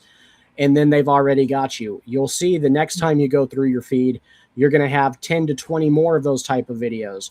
And that's 10 or 20 more opportunities for them to catch you for 5 more seconds, so that the next time it's 100 types of those videos. Then you have 100 chances of catching your attention for 5 seconds. And if it keeps on, it increases to where eventually your entire algorithm is completely saturated with that content, and you will be surprised at how fast you find yourself falling into that lust cycle. So a couple things you can do. One, as soon as you see the video and you know it's not something a Christian man should watch, or women struggle with lust too, swipe it as fast as you can. The other thing you can do is, if you have fallen into that trap and you have watched it for 5 seconds or 10 seconds, or maybe you watched the whole short, maybe you went through and watched it twice, go into your watch history and delete the video out of your watch history, and then purposefully search for other types of content, so that the algorithm will start pushing those videos back out of your algorithm and replacing it with the content that you're seeking. And that's a dangerous game, because the Bible gives us so many warnings about lust, and there's a reason for it. So I think that's a good wrap up, Achilles, for that segment. And we'll open the panel. People gotta realize, go ahead, and people gotta realize that all these manifestations that we see are from artists that have tried pushing lust on you, or have lyrics that make you say it's okay to fornicate, it is okay to do exactly the opposite of what the Bible is warning me not to do. Is there any chance they're working for the other side and they're just trying to entice you into sin? Our answer here is 100%, but let's pretend we're not giving you that answer, and we leave it as a rhetorical question for you to think about. Yeah, absolutely. Now, Diamond, you are not Christian, you are Hindu, but I'm sure you are muted, by the way. Do they have, like the concept that we have of familiar spirits or demonic spirits? Is that something that your faith believes in? Not in the same way, like Buddhism, like Tibetan Buddhism that my wife's family has more of that. It's kind of there. It's more of just bad influences in general that incite us to abandon our duty, right? Adharma, the failure to uphold our duty. But it looks very different, and especially too when it comes to the concept of like modesty, very different. You know, and I'm learning kind of that like same thing, you know, in different parts of the world, very different concepts of modesty. I could say to some extent yes, although it's so like there's a saying in Hinduism, ignorance is the cause of all suffering, right? So while we do believe in like, you know, astral beings and like spirits, right? 99% of karma is in our own heads because our thoughts lead to our own actions. So it's less of like when it comes to the topic, it's less of familiar, like, you know, evil spirits enticing you to sin. And it's more of your own ignorance. Here's a question though. Aren't there cases in Hinduism? I should ask because I'm not sure. You're more of a Hinduist than a Buddhist, right? Correct. So in Hinduism, aren't there influences which are not only portrayed as evil, but as, you know, guides or that's what you meant. Yes, there are. Okay, that's what he was asking. Right. So according to how we see it, this is a way to normalize demons because that's what we think they are. Islam, on the other hand, says you can control them. It calls them genes, and that you can have a connection and control them. And this is where the genie thing comes from, you know, the Aladdin movies. That there's always this genie that if you rub it the right way, it will give you some wishes. All these are from the Islamic civilization, that you can control it. Genie comes from jinn. The word is just the word jinn and made different. Well, so, fun fact to Achilles' point, sorry, but to just jump in real quick. The only thing I would add is that to what I was telling you is that all other religions but Christianity seem to have a way to endorse spiritual influence from outside the physical. Yeah, I'd agree with that. Now, to Achilles' point, he's spot on. And if you notice in the Aladdin movie at the end, right, he uses his last wish to free the genie, to free the jinn, right? But in Islam, if you do that, that jinn is like bound to serve you. So it's to expand upon rubbing it the right way. It's more than that. Like if you liberate it, it is your servant. Even though it's like technically a dark spirit. And that's kind of terrifying on its own because the purpose of a servant is that it follows you around. So like it's always there. And carries out your commands. Yep. Yep. And Achilles, does this tie in at all to the genius that we've talked about before? Yeah, that is where the term comes from. Do you want to explain genius? Yeah, please. Oh, I don't remember the exact explanation. I was asking you. Okay, but those that were so smart, they were called to be having a genie. And it goes all the way back to ancient Greece, where Socrates was claiming to have actually a demon. This is where we get the term demon from Socrates. This is the first time the term appeared, and it means something brilliant, something smart. That's what, if you go back to the Greek word for demon, it is demonas or demonio, and it means something that is very smart. So Socrates was claiming that he has something very smart that is not himself, but it's in his head, and it inspires him. Kind of And- like a Sasha Fierce. Yeah, and he was put to death for that, and some other things, like talking to the youth a lot, and they didn't want him waking the youth up to what the government was doing. But if you ask a Greek today, he will say, "Well, no, no, no, that was not the demons as we know them.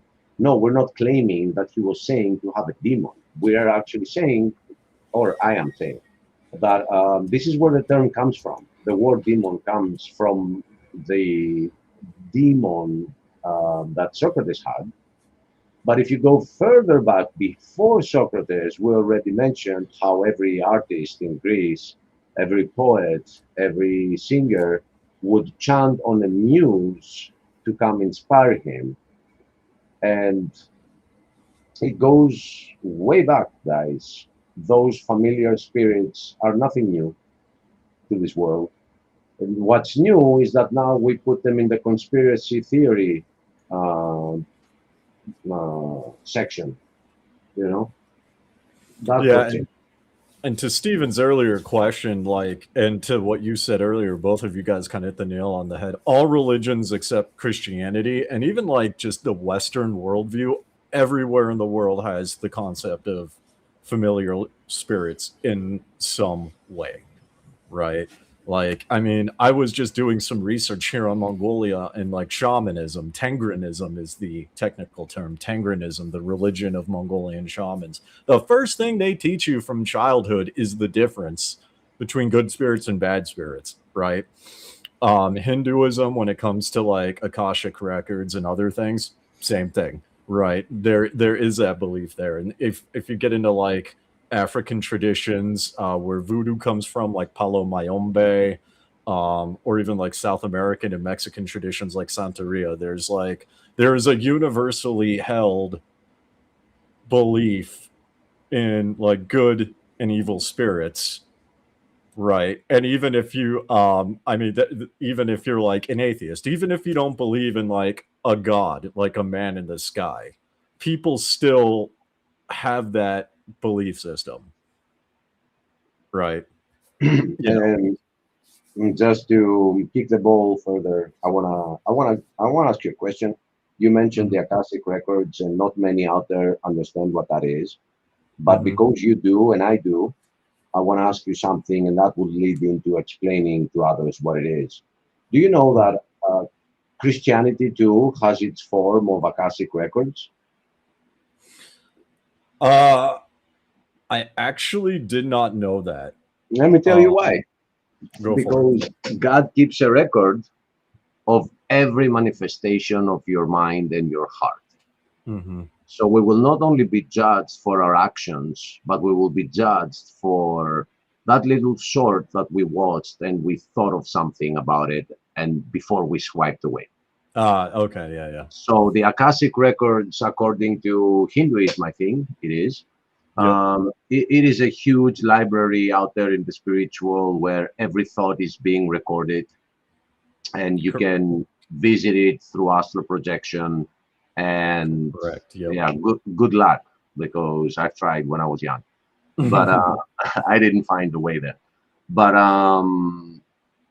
the same thing, Christianity says the same, but it's just God's library. It's not a visitable place, but He holds record of everything. So it's something similar. So one of the things, and that is, the reason why I did not know Christians have their own version of the Akashic records is because the Akashic records is every thought, emotion, or experience that has ever been done, not just in this life, in your past lives. Okay. Right, as well. And Christianity does not believe in past lives. That's No. Yeah, that's why I didn't know there was something similar. Yeah, but you see now, you see what I mean. Like God keeps a record of every single thing. Everything, yep. Yeah, even imaginations of the heart. Exactly, yep. So, and that is very tricky. You might be having an imagination of your heart without entertaining it with the conscious. It might be some dream that you have hidden down there and you don't focus on it, you know. Oh yeah. So that is a scary thing, because here's the thing with us Christians. We have this fear of God, but the same fear that you have for a father, that you don't want to disappoint him. You know, it's not that we are Christians because of fear, but we want to do His will. And the more we read the Bible, the better we understand His will, and we want to do it. We want to follow it. Hello, brother Jamie. If you're talking, you're muted. Hey, I'm trying to. My phone's messed up, so I'm trying to. I have like a power block. I'm trying to keep it charged. So, Man, how have you been, brother? You I'm look tired. tired. Yeah, yeah. Because you guys are in the hospital like every other day. No, we're good. You guys are both good for now? Yeah. I would So I love was for gonna- Terry to hop on and tell us about the familiar spirits that she dealt with. But what did you want to talk about? She's the treasurer of our church, so she has a meeting right now. Okay. Oh, that's So awesome. I'm in the garden room at our apartment complex. I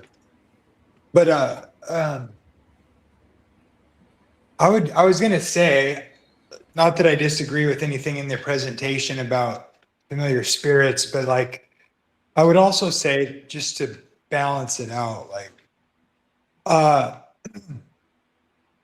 when I was in a band, I remember before my first concert where we played before like an audience. And there's something really powerful about playing music for people. I'll never forget like playing drums and having my friend's guitar, you know, he had a full stack and it was mic'd at this concert, and like I'm in the drums and they mic the drums, and like it's so loud that like I can't hear the drums when the mics are off. I can't hear them. So they have to mic the drums, and then, you know, so it's like really powerful, right? And there's like people are moving and dancing. And I'll never forget the first concert we played where there was like over 100 people. I was really nervous. And we've been playing for years together. And I was so scared, like I didn't think I was going to be able to do it. Like I was just like a wreck. And then as soon as we started, it was like, I could describe it like I was totally fine, like calm. Has nothing to do with God or anything. I'm just saying, like, we had practiced so much for so long, like I was so comfortable, but I was so scared. But then, you know, like I could describe that as like something came over me, blah, blah, blah. But it was really just being prepared, right? And it was so enjoyable. And so sometimes I think some of that language that people use is just sort of like trying to explain, like, where do thoughts come from? It's kind of an interesting thought, right? Like you don't choose your next thought, but you do feel like you're in control of them. So I think sometimes people, when they talk about, and again, I'm not disputing that people channel evil spirits and things like that, but at the same time, like when you think about a lot of famous composers who wrote some of the most beautiful music for God, let's say, some of them describe it like channeling, because it's just like, how do you write a song? You sort of mess around with notes, and then you find something that sounds kind of good, then you sort of develop it, and then you collaborate with other people. And it's like, where does that come from? Any thoughts on that? I find it interesting, especially with the drums. Like you said something when you first started speaking, you said that there's something really powerful about doing and performing music. And I agree with you. Like we have the example of King David before he was king. He plays the harp and does psalms for King Saul. and it actually soothes his demons. It soothes the spirits. It was light and in vibrant music. And I don't find an exact prohibition of drums in the Bible, but I do know that ancient Jewish tradition is that it's taboo to use drums in worship because of the type of energy it provokes. And I'm not saying drums are bad, but I am saying there's something really unique about music and how it can either soothe you or rile you up. And it does seem to me like when you get into the harder music, like the stuff that makes you, join the riots at the front of the stage where everybody's beating each other up, there's a lot of drums going on. We know that a lot of ancient cultures have used drums during their worship and sacrifices. It is unique to me how intertwined music is with different forms of worship in different religions, including drums. There were people in the Adventist church. There's like a split. Some churches will not allow drums. I've been a part of Adventist churches that use drums, but some of the mainstream larger churches, and there's studies on this. And so there's sort of a split, right? And I get the point because of what it sort of brings out of people. Like when we would play shows, because we were like a punk band, right? And I play really hard, fast drums. It's fast paced. And I've done every drug under the sun, and there's nothing. Like when you're playing a show and it's mic'd, like I was describing, and there's hundreds of people mosh pitting and stuff to the music but enjoying it, it is crazy, dude. There's the rush of that, of seeing people move to like what you're doing and so I'm not like, I kind of think there's something wrong about that, but like, I didn't have any bad will. I don't have any bad intentions necessarily, but like to perform and have people be like excited, there's something about that. And I kind of sense that that's not necessarily a good thing or whatever, but I have to admit that like, I would love to do that again, but I'm not sure that it's right. You know what I'm saying? Like, and there's a lot of people that, there's a lot of people that start with that. They wanna entertain people, and then they get this exhilarating feeling from achieving it, and it just starts from there. It's not, they don't start with bad intentions. And at some point further down, when they get their first album out, they start getting contacted with ideas of try this, do that, and then the familiar is going to promote itself and say that I inspired you, and if you follow what I'm saying, you will get a lot of money. And then somebody that works for the same familiar, you happen to meet them in your label, and it steps. It's not like an immediate thing that people see it when they enter the scene and they have to make a choice. It is a series of choices, little ones, and then they are like, well, this career is giving me money, it's giving me fame, and they idolize what it is, and they don't look back, and then they become a tool. They don't even realize. I have a question from what you said. I was actually trying to find a video from a brother in Christ who is exposing how far back it goes and brings texts, and it is a great video, and I would love to plug him on our channel, but I can't remember the channel. But the question that I have is, yes, you felt calm when you entered the scene. Would you ever describe that as something coming into you and having to name it with a name different than yours? No. Right? because that's what Beyonce did. She calls it I know. Sasa Pierce. And I she mean, says, do you remember that? Do you remember that scene with where the Bob Dylan's being interviewed? That's his famous one too, right? Did you play that one? I remember that one That as one's well. creepy, right? Yep, it is, and I'll find it. It is in the same documentary on Rain Man. For those that will go out and find it, but let me see if I can find it here. What's interesting too, and I just want to say, like, I'm not against drums. I go to a First Baptist church. We have a drummer. So I'm not saying like you can't play drums in church, but it is just an interesting coincidence, right? And if you guys think about it, how many famous bands have replaced the drummer, the original drummers, because they weren't good enough, they didn't beat the drums hard enough, and they even the Beatles did it. Ringo Starr is not the original drummer from the Beatles. And the list goes on and on and on. And the reason is because drums in particular have the ability to just drive the spirit. Like the drumming riles people up. It's insane.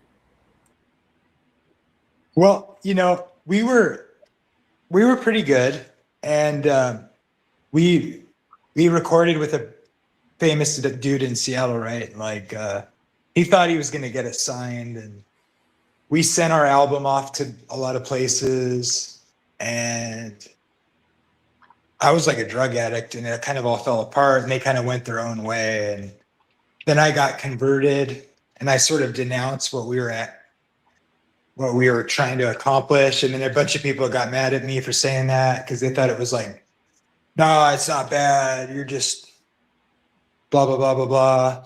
So like we had a falling out, right? But like, let's say like we could have gotten signed. Like it was close, I would say. Like we toured up and down the West Coast, and like people were into us. We were popular for our size, right? Our small thing. And like it could have gone, it could have happened, right? We could have been like a small signed band or whatever. And if that had happened, then I could start imagining having some of those delusions of grandeur, like how those people talk, right? Like if it had just taken off, then I might start thinking in those terms. So like it's weird, right? Because like I always have been a believer, right?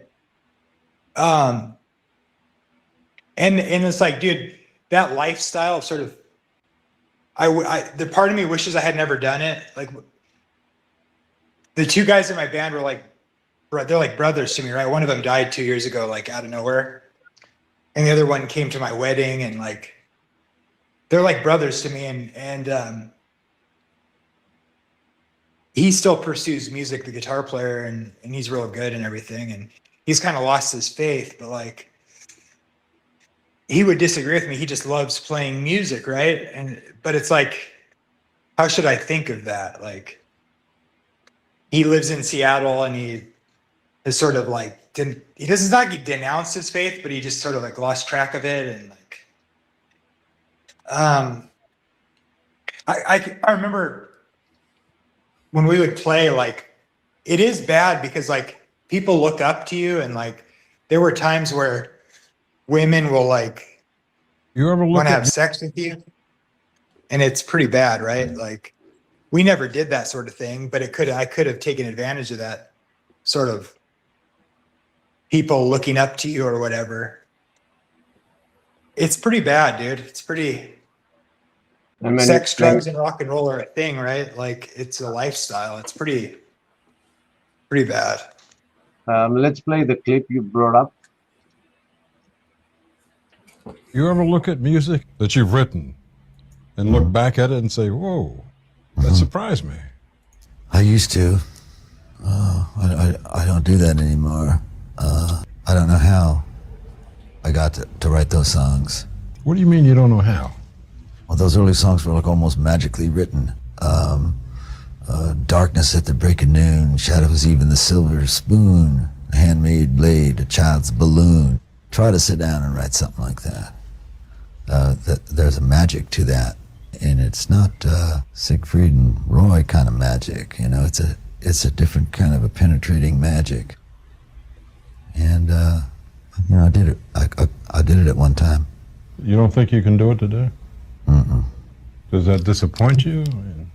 Well, you can't do something forever, and I did it once, and I can do other things now, but I can't do that. You ever look at music that you... That was not the reference that Jamie was referring to, but I only find it in a 60 Minutes official website, and we could get a strike. Okay, here it is from another one. Like, whereas fame used to be the byproduct of success, and now it's the ultimate goal. And if your ultimate goal is to be famous, then you're gonna do a lot to get there. Like, sign your name in blood in a contract with the devil. Like, you're gonna end up on a one-way street, and it's going nowhere. Like, that's just the truth. I've seen so many people like forsake their moral code and their value systems just for a little bit of fame, and it's not worth it at the end of the day. It's really not worth it. You ever look at music that you've written and look back at it and say, whoa? Oh, I don't do that anymore. Songs. It's the same clip. You knew too soon. That's a balloon. That, and it's not the destiny kind of magic. You know, it's a different kind of a penetrating magic destiny thing.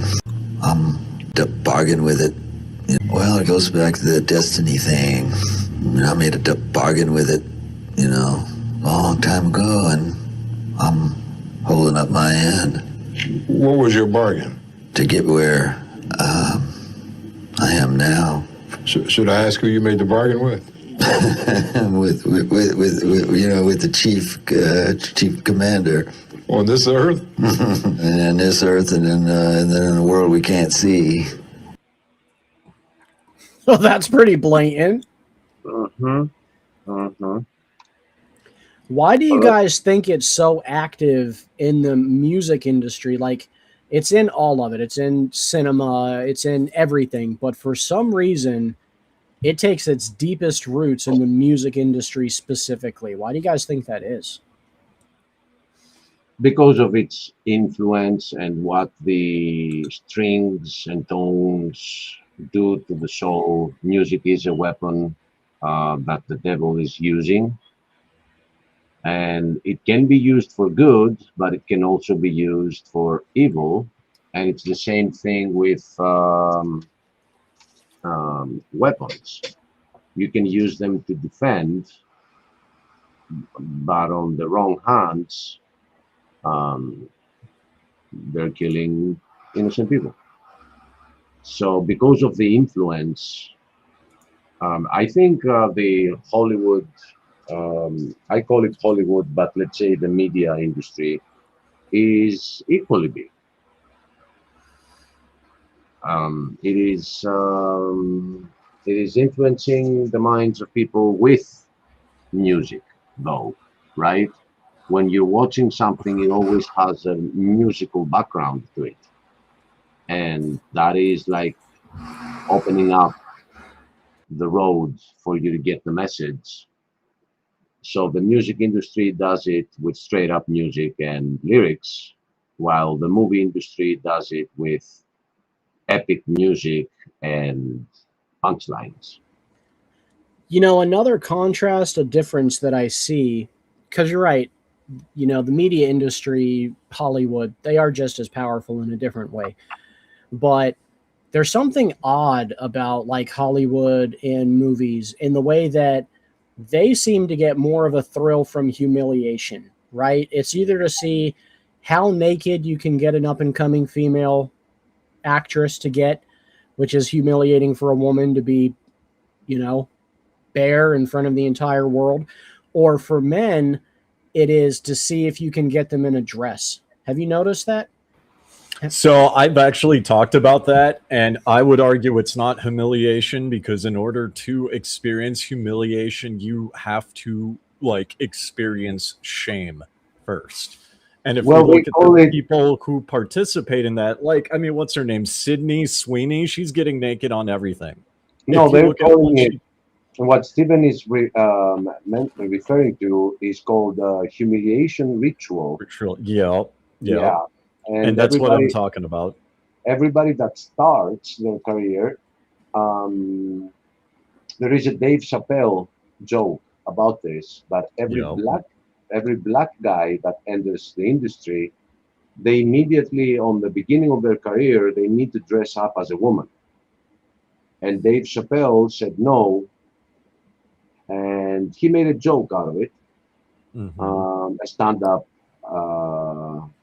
thing, but he's exposing it, and he's saying that just look at how many men, black men, need to be dressed as women with a dress at the beginning of their career.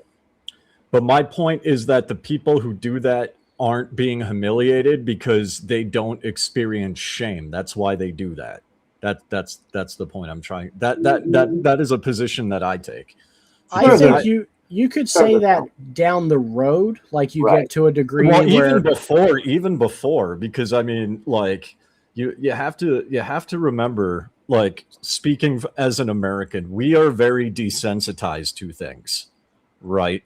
In high school, I knew girls back in the 2000s who were willing to get naked for money in front of elderly men, and they were 14, 15, 16, and they felt nothing. They had no emotional, like, there was no shame there. They just did not care, right?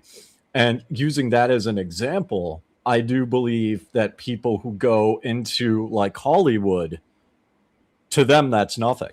I've been to nightclubs where, like Ground Zero in Minneapolis, I don't know if it's still there, but it's a goth nightclub, and they did things like that. I mean, they literally had like BDSM in full view of everyone, naked people, and everyone's having a good time, right? Right? You know, like, people willingly do this, right? And my position is that there are many people who go into Hollywood because they have no shame and they are so desensitized to reality that they can do it. You know what I mean? Well, yeah, there is a big sect of people who are just totally depraved and feel no shame. But there's an equal amount of actresses that have done interviews and talked about, yeah, I did my first nude scene and I was really ashamed. You know, I like watching celebrity interviews. It's just one of the things my autism enjoys. And like, I remember watching a lot of female interviews from the actresses of Game of Thrones.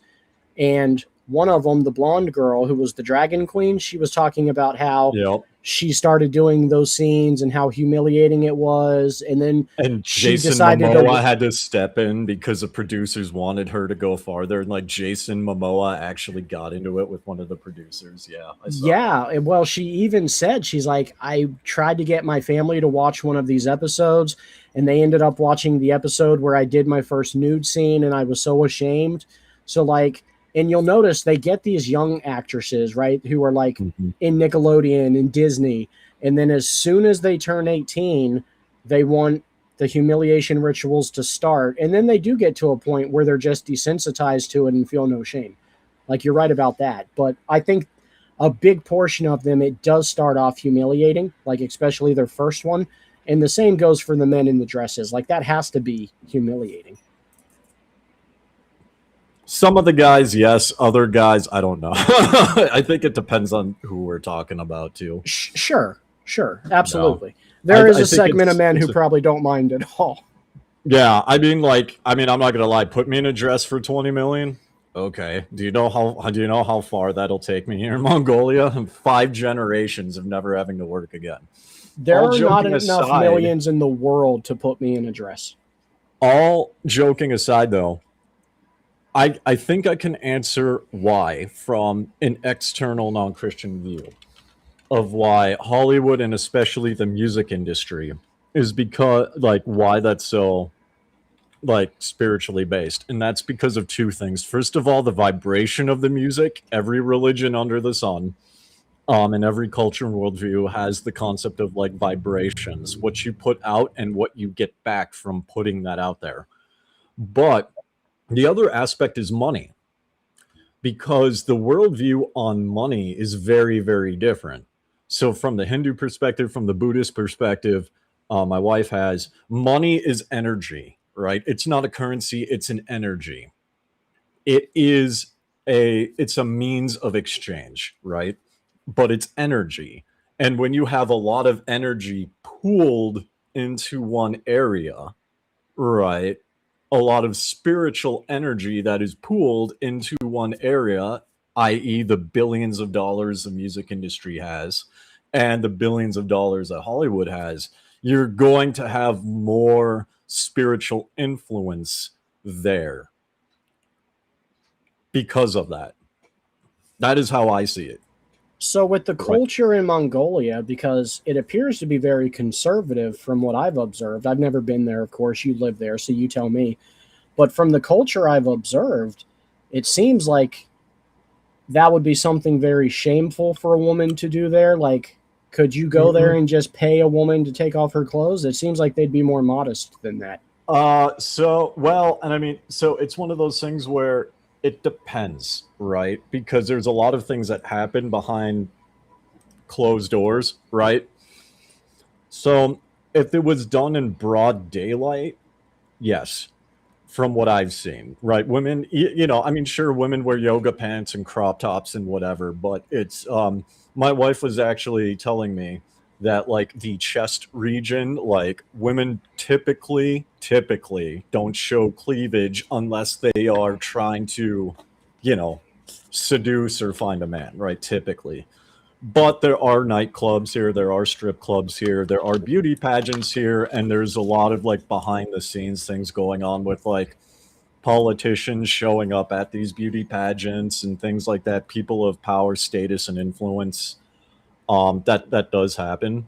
So it's more of a hush hush thing because of that family, right? If it's done in broad daylight, it is shameful.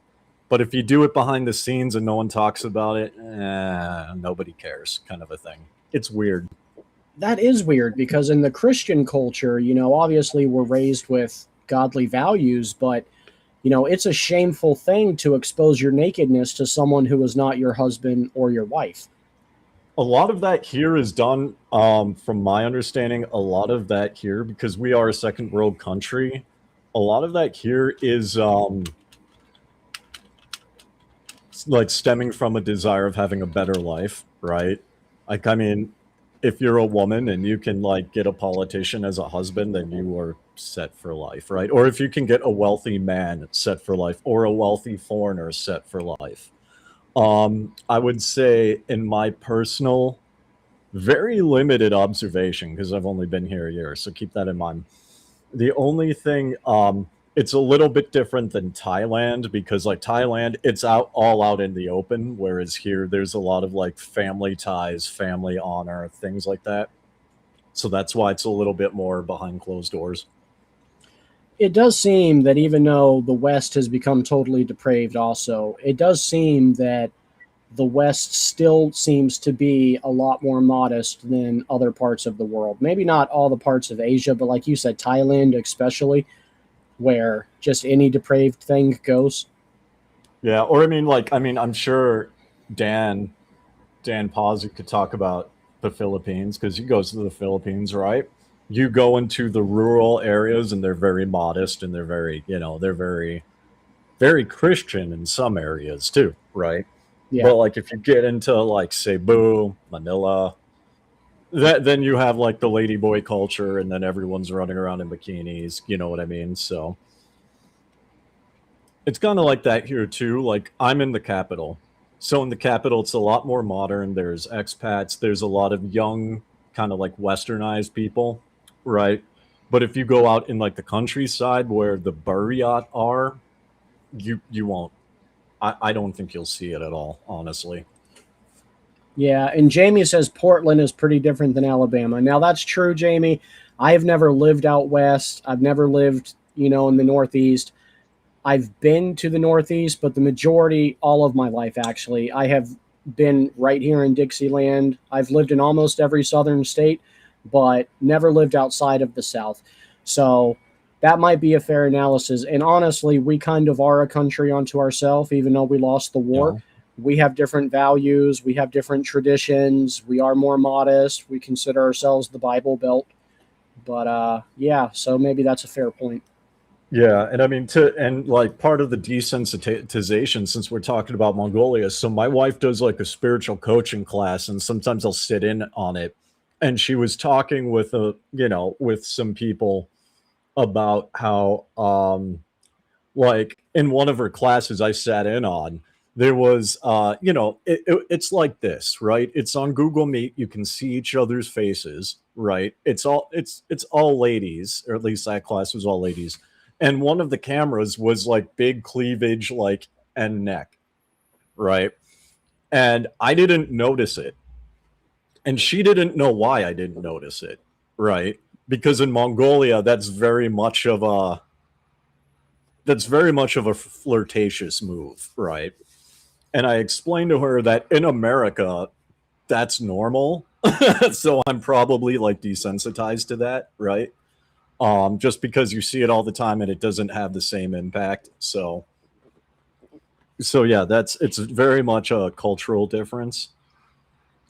And that ties into what we're talking about too, is the desensitization to like the music industry, to Hollywood, to like everything that goes on there. Yeah, Jamie just mentioned he literally just walked by a transvestites, plural, in skimpy clothes. And what's crazy about that to me is I have maybe seen, living here in the South, I have maybe seen 5 transgenders in my entire life. And even that was like way into my adulthood. Growing up, you didn't even really talk about homosexuality because you had never met an out of the closet homosexual. And now it does seem like it's become more progressive. I can't imagine walking down the streets and like passing 5 male transvestite prostitutes. That's mind blowing to me. No. Well, even in India, for instance, even in modern areas, it's still generally very conservative. And what a lot of foreign women have said, and even a lot of Indian women who live there, is says like when they wear kind of skimpier clothes, you have people from villages coming to get an education, but because they are scantily clad, they're actually mistaken as prostitutes, because prostitution is legal in India, and that's how prostitutes dress, right? So that's why, like, I've even said this to ladies who've gone to India. It's like, dress modestly and wear a wedding ring, because you could be mistaken as a prostitute if you wear like a tank top and shorts. You could be, and that's a very bad situation. Wow. No. Achilles, what's the vibe there in Greece? Do you guys have a lot of scampy dressed transgenders walking around like Portland? We're a little more on the at the back of the wagon when it comes to this, but it's bad. But you guys are like leading the train together with the UK. Well, But that's the thing. Here in the South, I was explaining how I don't know if I have seen but 5 or 6 of them my entire life. But here's the thing. When the media or the news streams are portraying what's happening in the U.S., they're not making a direct distinction, saying, "Well, this is only happening in California, though. You should hear what the other states are saying about it." They're not doing that. So it looks to the rest of the world that it has gotten normalized. Wow.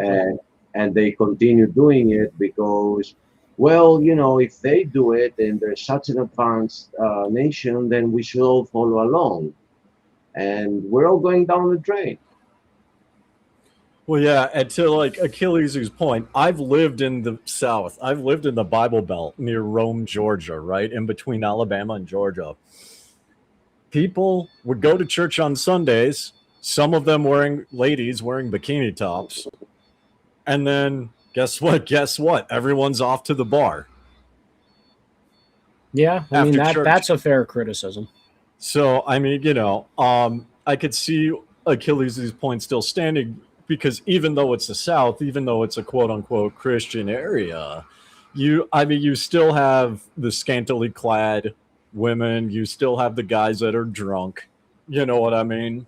Like, and you won't find that. Like, I don't think you'll find that in Greece. I could be wrong, but I'm pretty sure when women go to church and men go to church, women are wearing clothes and the men are not drunk. And then they don't all go to the bar and like cheat on their husbands and wives at the bar, right? I'm pretty sure that doesn't happen in Greece. No, I wish I could say it's not. It's just that the things that are happening in the U.S. are in the superlative, like everything. Extreme. Yeah, in the extreme, right? So yeah, you're going to see people who think that because they went to church and they received communion, oh now, oh now those sins are in the past, and they feel right ahead with no remorse, nothing in them telling them that they shouldn't. Because another problem that you will find in my country is that the Bible is the church is not warning people against that stuff.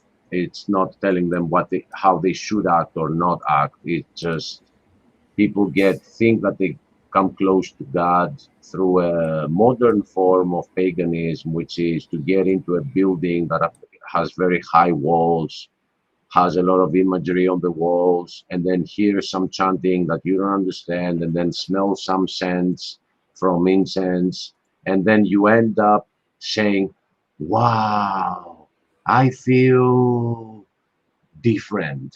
It must be God. So that's a modern form of paganism. While in the Bible Belt, at least when you get into church, you get to hear what the Word of God is saying. Now, there are better churches and worse churches. Others don't preach the truth. They preach greasy grace, and a lot of things, depending on the week that the pastor had.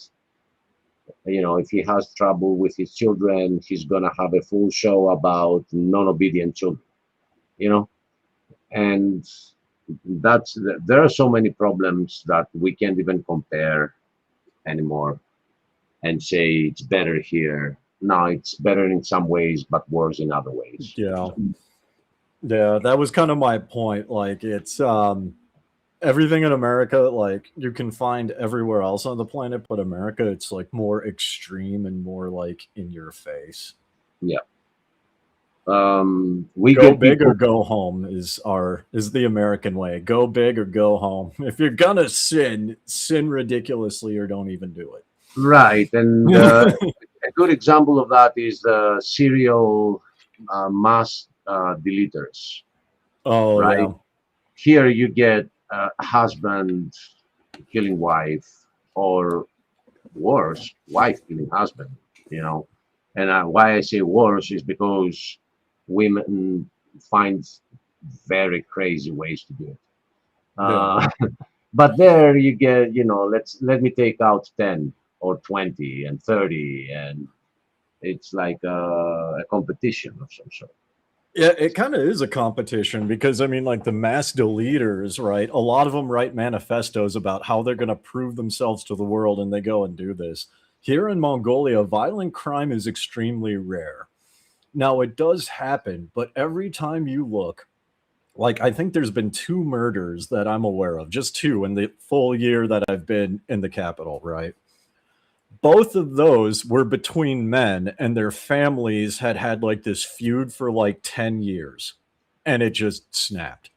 That is like the only time you'll find like extreme violence, like death here, is like in very extreme cases where like families have hated each other for like years. People just don't run around and like stab each other in the street, or like in New York where that guy set a woman and a train on fire in a subway station. You don't have that here. You just don't. It's unheard of.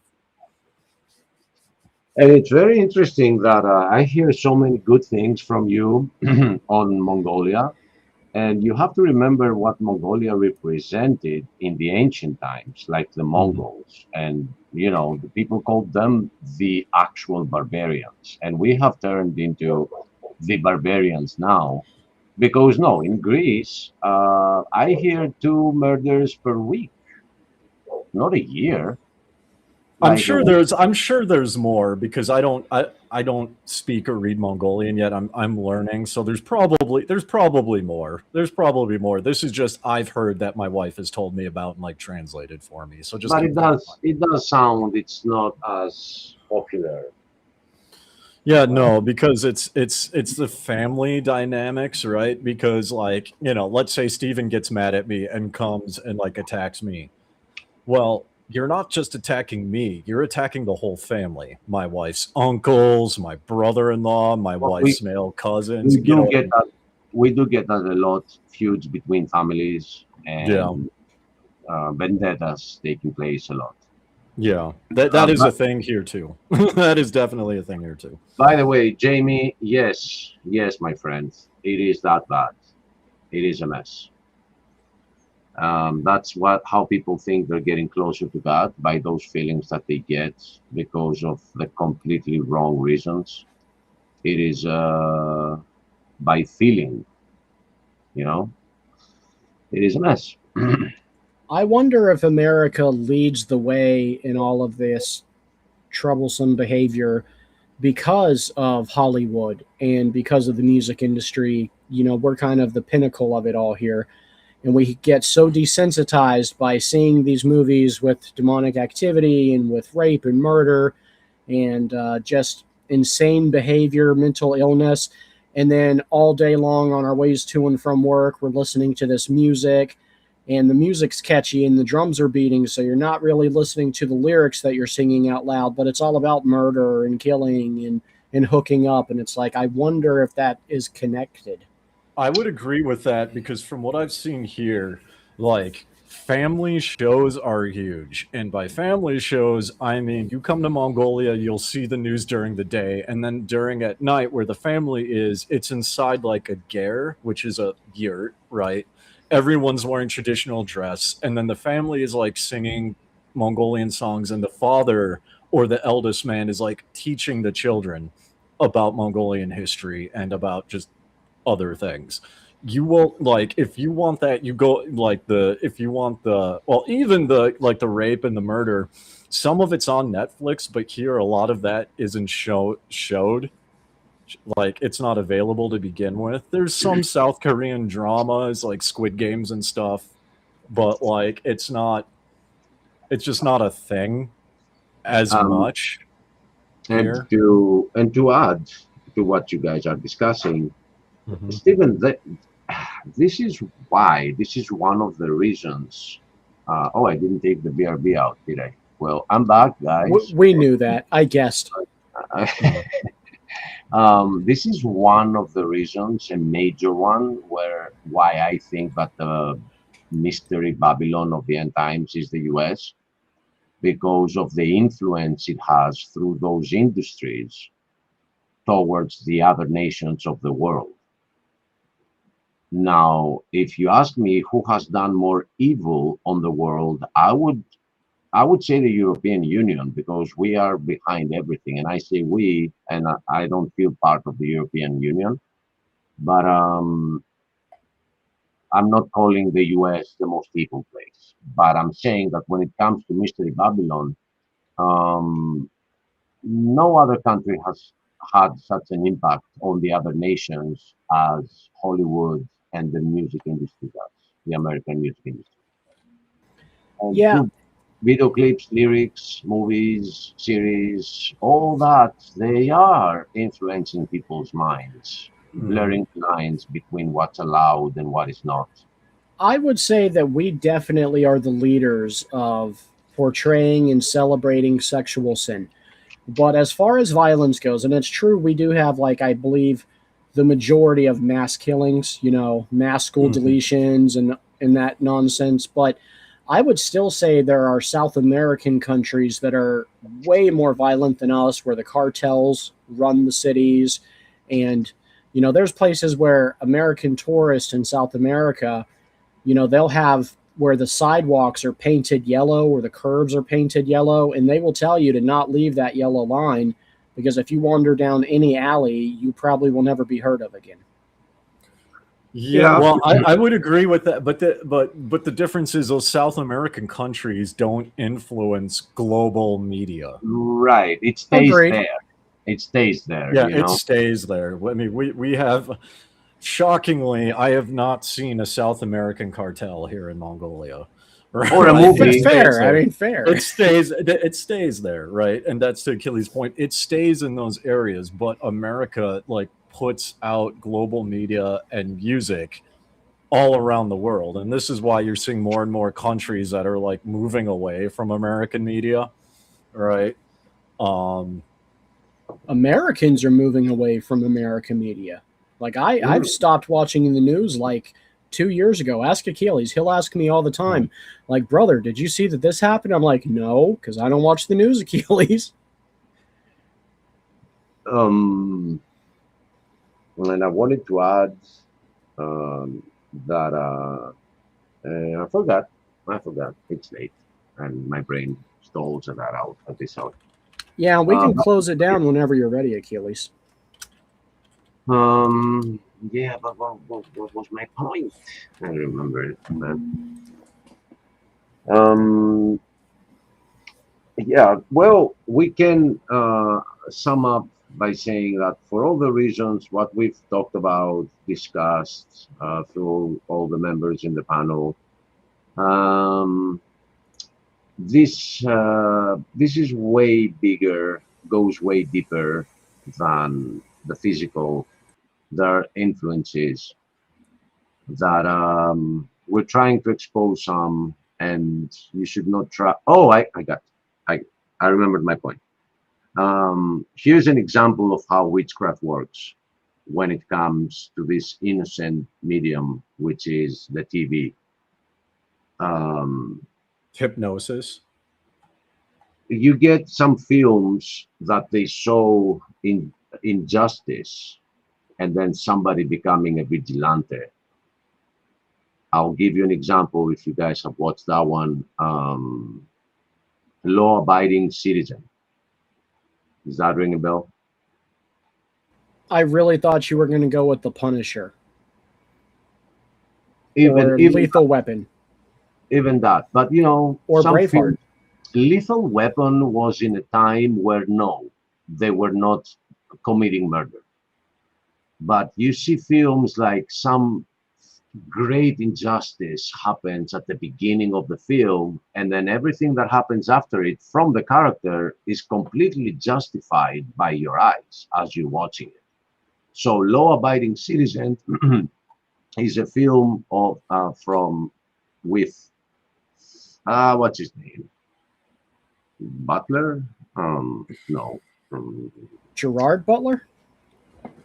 Maybe the Leonidas actor of the 300. Yeah, Gerard Butler. You're talking about Gladiator? Yeah, no. I'm talking about the Law-Abiding Citizen, where a thief enters his house, kills his wife, kills his child, and then the court releases him. But instead, they put the husband in jail because he reacted to him releasing the thief/murderer. So he spent a little time in jail, and he was reading law in order to be able to get out of prison and kill every single member that is involved with the case, from the thief all the way to the judge. And as you're watching it, you endorse it. You're like, yeah, they deserved it. So bingo, witchcraft successful. You are now agreeing with cold-blooded murder. Oh my God. Sister Terry, welcome. I wish you would have been here like an hour ago. I wanted to hear your input on the familiar spirits. Yeah, I was surprised you were still alive. I had a meeting, actually, a church meeting. But, we were waiting on you. Oh, well, I'm very sorry. I was highly in demand this evening. That's all right. I hear church treasurers are very busy. Who told you I was the treasurer? It wasn't Jamie. I know that much. It was a birdie called Russell. It was probably a Russian spy I wasn't doing those duties. I had a different pastoral relations committee type thing. Anyway, hi. What's up, Hello. sis? Yeah, them familiar spirits. They're terrible. They Well, spy do you on want to tell us about your experience? you. They've been following your family. They know how to mess with you. And they know how to talk to other people's familiar spirits and get the lowdown. And they also just like are a conduit, you know. You got yours hanging around working on you. And then so that one's working on you. Hmm. And it's like, it just opens you up for a whole bunch of other, you know, activity. Because, you know, I was, let's see, I was thinking, I was reminded of like doing some medium work when I was a witch. Because, you know, I did fortune telling and medium work and stuff. And the experiences were really crazy. And it was so clear, you know, that spirits were manifesting. Trying to think of an example. Somebody asked me to contact her dead grandparents, both of them. Are you talking, Achilles? No, we're listening. No. Sorry, I No. saw the thing moving. I was like, oh no, is my thing Yeah, moving? no. It just does that, but I think no audio is coming through. I hope. So yeah, I saw like her grandmother's basically like corpse spirit in front of me, and it was nasty looking. And her grandfather had been dead a longer time, I guess. So he was more, that spirit that manifested to me was like more airy, I guess. But like he showed me a bunch of stuff like in my mind, and it's just, it's unclean when I think about it now. When I kind of like look back, it was so crazy that I was doing all these things. And But it didn't look unclean back then. I mean, it was unclean because I'm looking at a corpse in front of me with like sunken out eyes and stuff. Like, and they just, it gave me like grody. A lot of times I would get these like gross feelings. Or I remember doing a reading for someone, and she was a witch as well, and she wanted to like work with the Galatia. She was like wanting to look at different demons that she could make a pact with. And I remember like doing that reading, and everything came through like really intensely, but I just felt so dirty. And like afterwards, I had felt so dirty that I like just after the reading was done and I like got off the phone with her, because I was doing that one over the phone. I grabbed like some peppermint oil, like essential oil that was in the bathroom, and I just started like dumping it all over my hands and like rubbing it into my skin. And I told the witch that I was doing the reading for later about what happened after the, you know, after the reading. And she's like, you know, they recommend that you offer peppermint oil as an offering to the spirits when you're trying to communicate with them, like in the book that she was working in. I was like, are you serious? But I felt dirty sometimes doing it. It's really. Why do you think it's so taboo for Christians to acknowledge that these things are real? Like, if you have this conversation with a regular Baptist, you know, some random person from my First Baptist church I attend or am a member of, like, they'll tell you it's all nonsense. Like, they believe in demons, but they don't believe that you can access familiar spirits or that sort of thing. Why do you think that disconnect exists? I have an answer. I have answers for that too. I mean, I think some people, they just never have any spooky experiences or that kind of thing. And they find it so, they think anybody who does is just like imaginative. And obviously you are going to be more imaginative if you get into that kind of stuff. But they honestly, they don't see they think you're just lost in your imagination. And I also think another thing is also they don't want to have those experiences, and they think, you know, just shutting down the conversation will keep the things at bay as well, which it does. I mean, the less you focus on it, the less it affects you. And Dave, what's your opinion?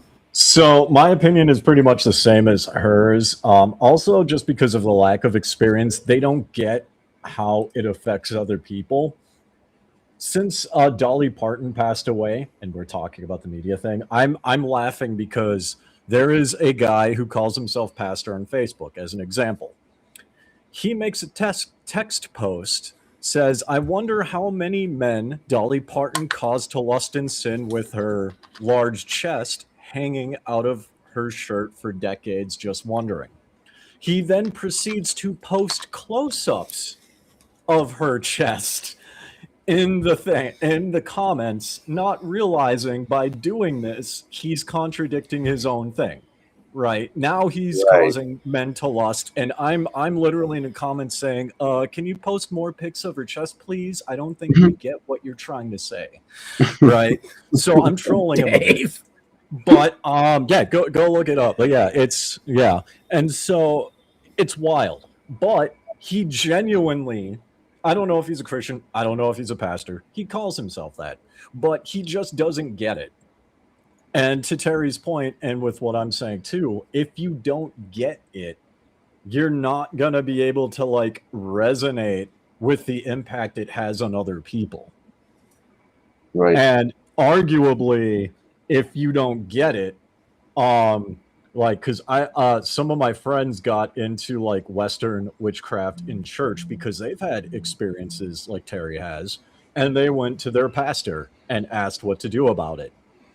And because they felt a connection with these spirits, and they were giving them valuable insights that they could practically use and demonstrate in their life.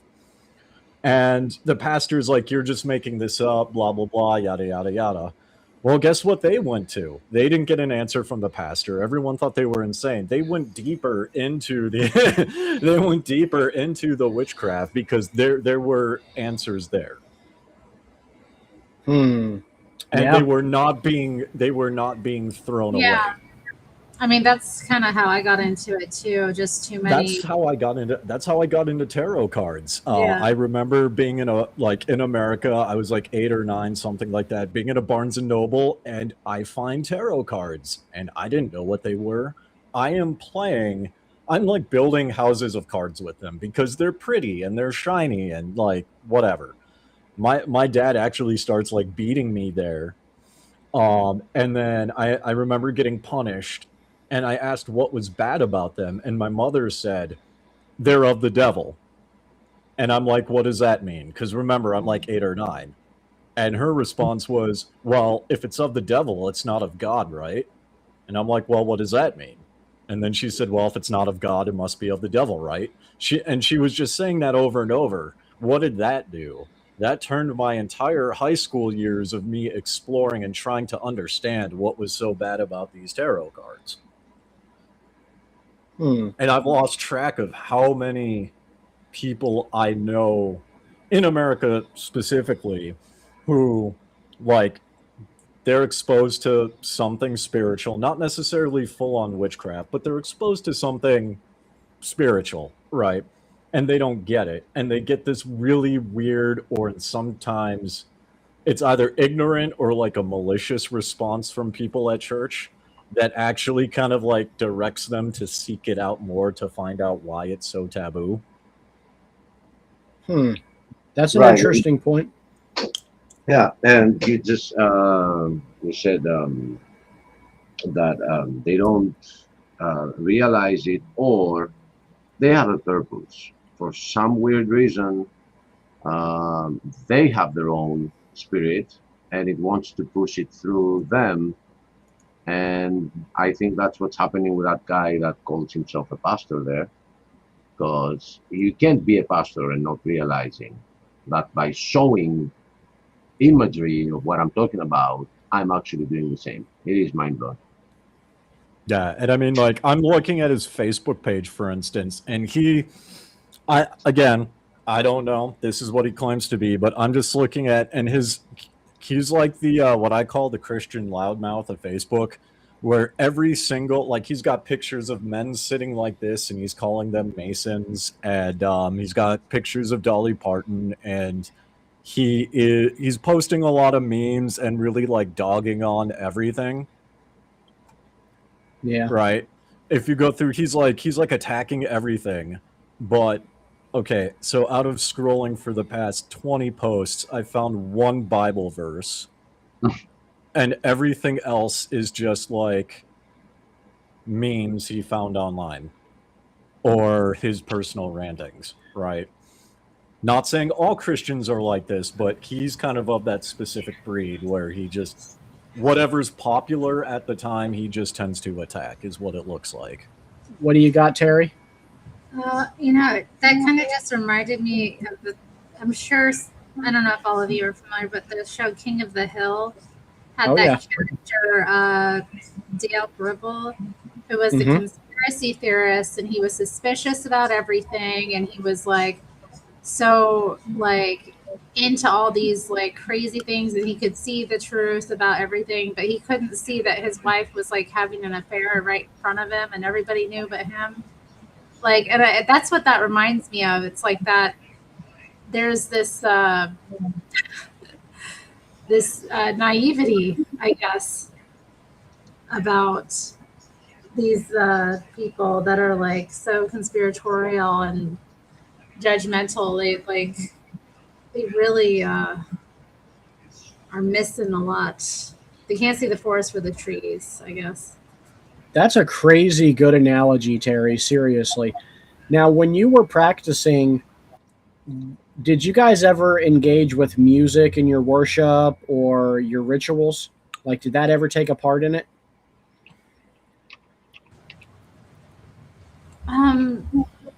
Not really. No. I mean, I was a solo practitioner. I didn't want to, I always thought like I wanted to stay away from other magicians. I feel like God was protecting me in some way, like just giving me an aversion to stay away from people, because I would meet other magicians and they'd want to like work with me, but I'd be like, I get a bad feeling usually. So I didn't work with anyone else. And for me, my practice was always pretty silent. I worked with like, I guess, bells and things like that. Like making my own sound. Chimes, yeah. Yeah, just to kind of clear the air. All right, well, it's 5 a.m. for Achilles, so we're going to go ahead and shut it down. But I do want to give you guys the chance to do your closing thoughts before we go. We'll let Terry go first, being the lady. Terry? Do not make a pact with the Rain Man. And do not make a pact with the devil. And be aware. Trust what your eyes see. If it don't look right, if you get a weird feeling or something looks a little off, or you see a demon manifest, just be aware. That is wisdom. Thank you, Miss Terry. Diamond Dave, closing thoughts. Closing thoughts. I think it boils down to, based off of what all we're talking about and kind of what Terry said, just be aware, and be aware, especially as a non-Christian. I will say be very aware if you are a Christian when you do speak on this topic and then or anything else, because we all have influence, right? And you may inadvertently push people into something you don't want to go them, you may push them down a path you don't think is good for them, i.e. this pastor who's doing whatever he's doing, right? I don't get it, but yeah, I'm just kind of to echo what Terry said, just be very aware. And I would say, and we've talked a bit about this before, but I would say Christians have the higher standard. Agreed. Because they claim a higher standard. So that's Amen. why that's why I'm dogging on this guy right now. So Yeah, and you see, that's good. Yeah. and you see that always me and Stephen, and I hope others as well, will always amen that, because if Christians claim to higher standards, they better live up to that standard. That's why we hold them more accountable than others that are not aware. And Is that your? Go ahead. No. And my closing statement is going to add to something that Terry said. I'm going to be an echo as well, a lower one, because echo works that way. That it's not always about the spirits that it is obvious that it's like, oh, you're signing an agreement or you have a direct talk. Be careful of those that are not so easy to see, like Didi, Diamond Dave just mentioned the tarot cards. People get involved with them because somebody told them that they can see things. Yeah, but they're not telling them that there is a spirit behind them that shows you things. The same thing happens with any fortune telling, coffee reading, stone reading, whatever it is some familiar. And if you go there to learn something about the future, whether that person is going to love you in the end and all that stuff, you are actually endorsing that familiar. And it will come and haunt you. And I think that the things that Terry mentioned, even though we didn't have a lot of time with her, are very important. She said something. She said that there will be a familiar for you, and there will be, once you endorse it, there will be a familiar for your family, and they're going to be influencing them so they can influence you as well. So be very careful of the traps, those that are not obvious. And I'll leave it there for now. Okay, and I would say, go ahead. For this show, I'll leave it here. I agree with absolutely everything Terry and Achilles just said. Those are words of wisdom. Don't play with it. Nothing that we talked about tonight is an endorsement trying to entice you to do it. All three of us have had dealings with the occult. It's nothing glamorous. It's nothing fun. It might give you a little thrill in the beginning, and then it's a headache, and it's something that causes fear, and it's a dangerous game. Besides that, I would just tell you guys to serve the Lord. Put your trust in God. Get right with Jesus. Make him your friend. Make him your savior. Have that relationship with God. And the other thing I'll tell you is probably the most important thing, and I want you guys to listen closely. I mean, look, I'll just give you one example. There's this channel on YouTube called ProverbsGuys. Now, imagine having a channel called ProverbsGuys. Imagine having a YouTube channel called ProverbsGuys. Okay, and let me tell you some things about ProverbsGuys. Okay, so ProverbsGuys, oh, surprise, not King James. Oh, I'm a New American Standard guy. Okay, and then you know who ProverbsGuys said is the greatest man in the world, the greatest preacher in the world? Kent Hovind.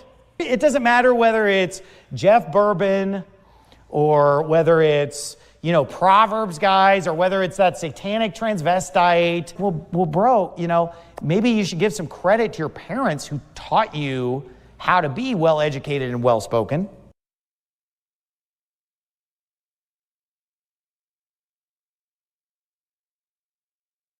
Oh, you guys are so well-spoken. You guys are so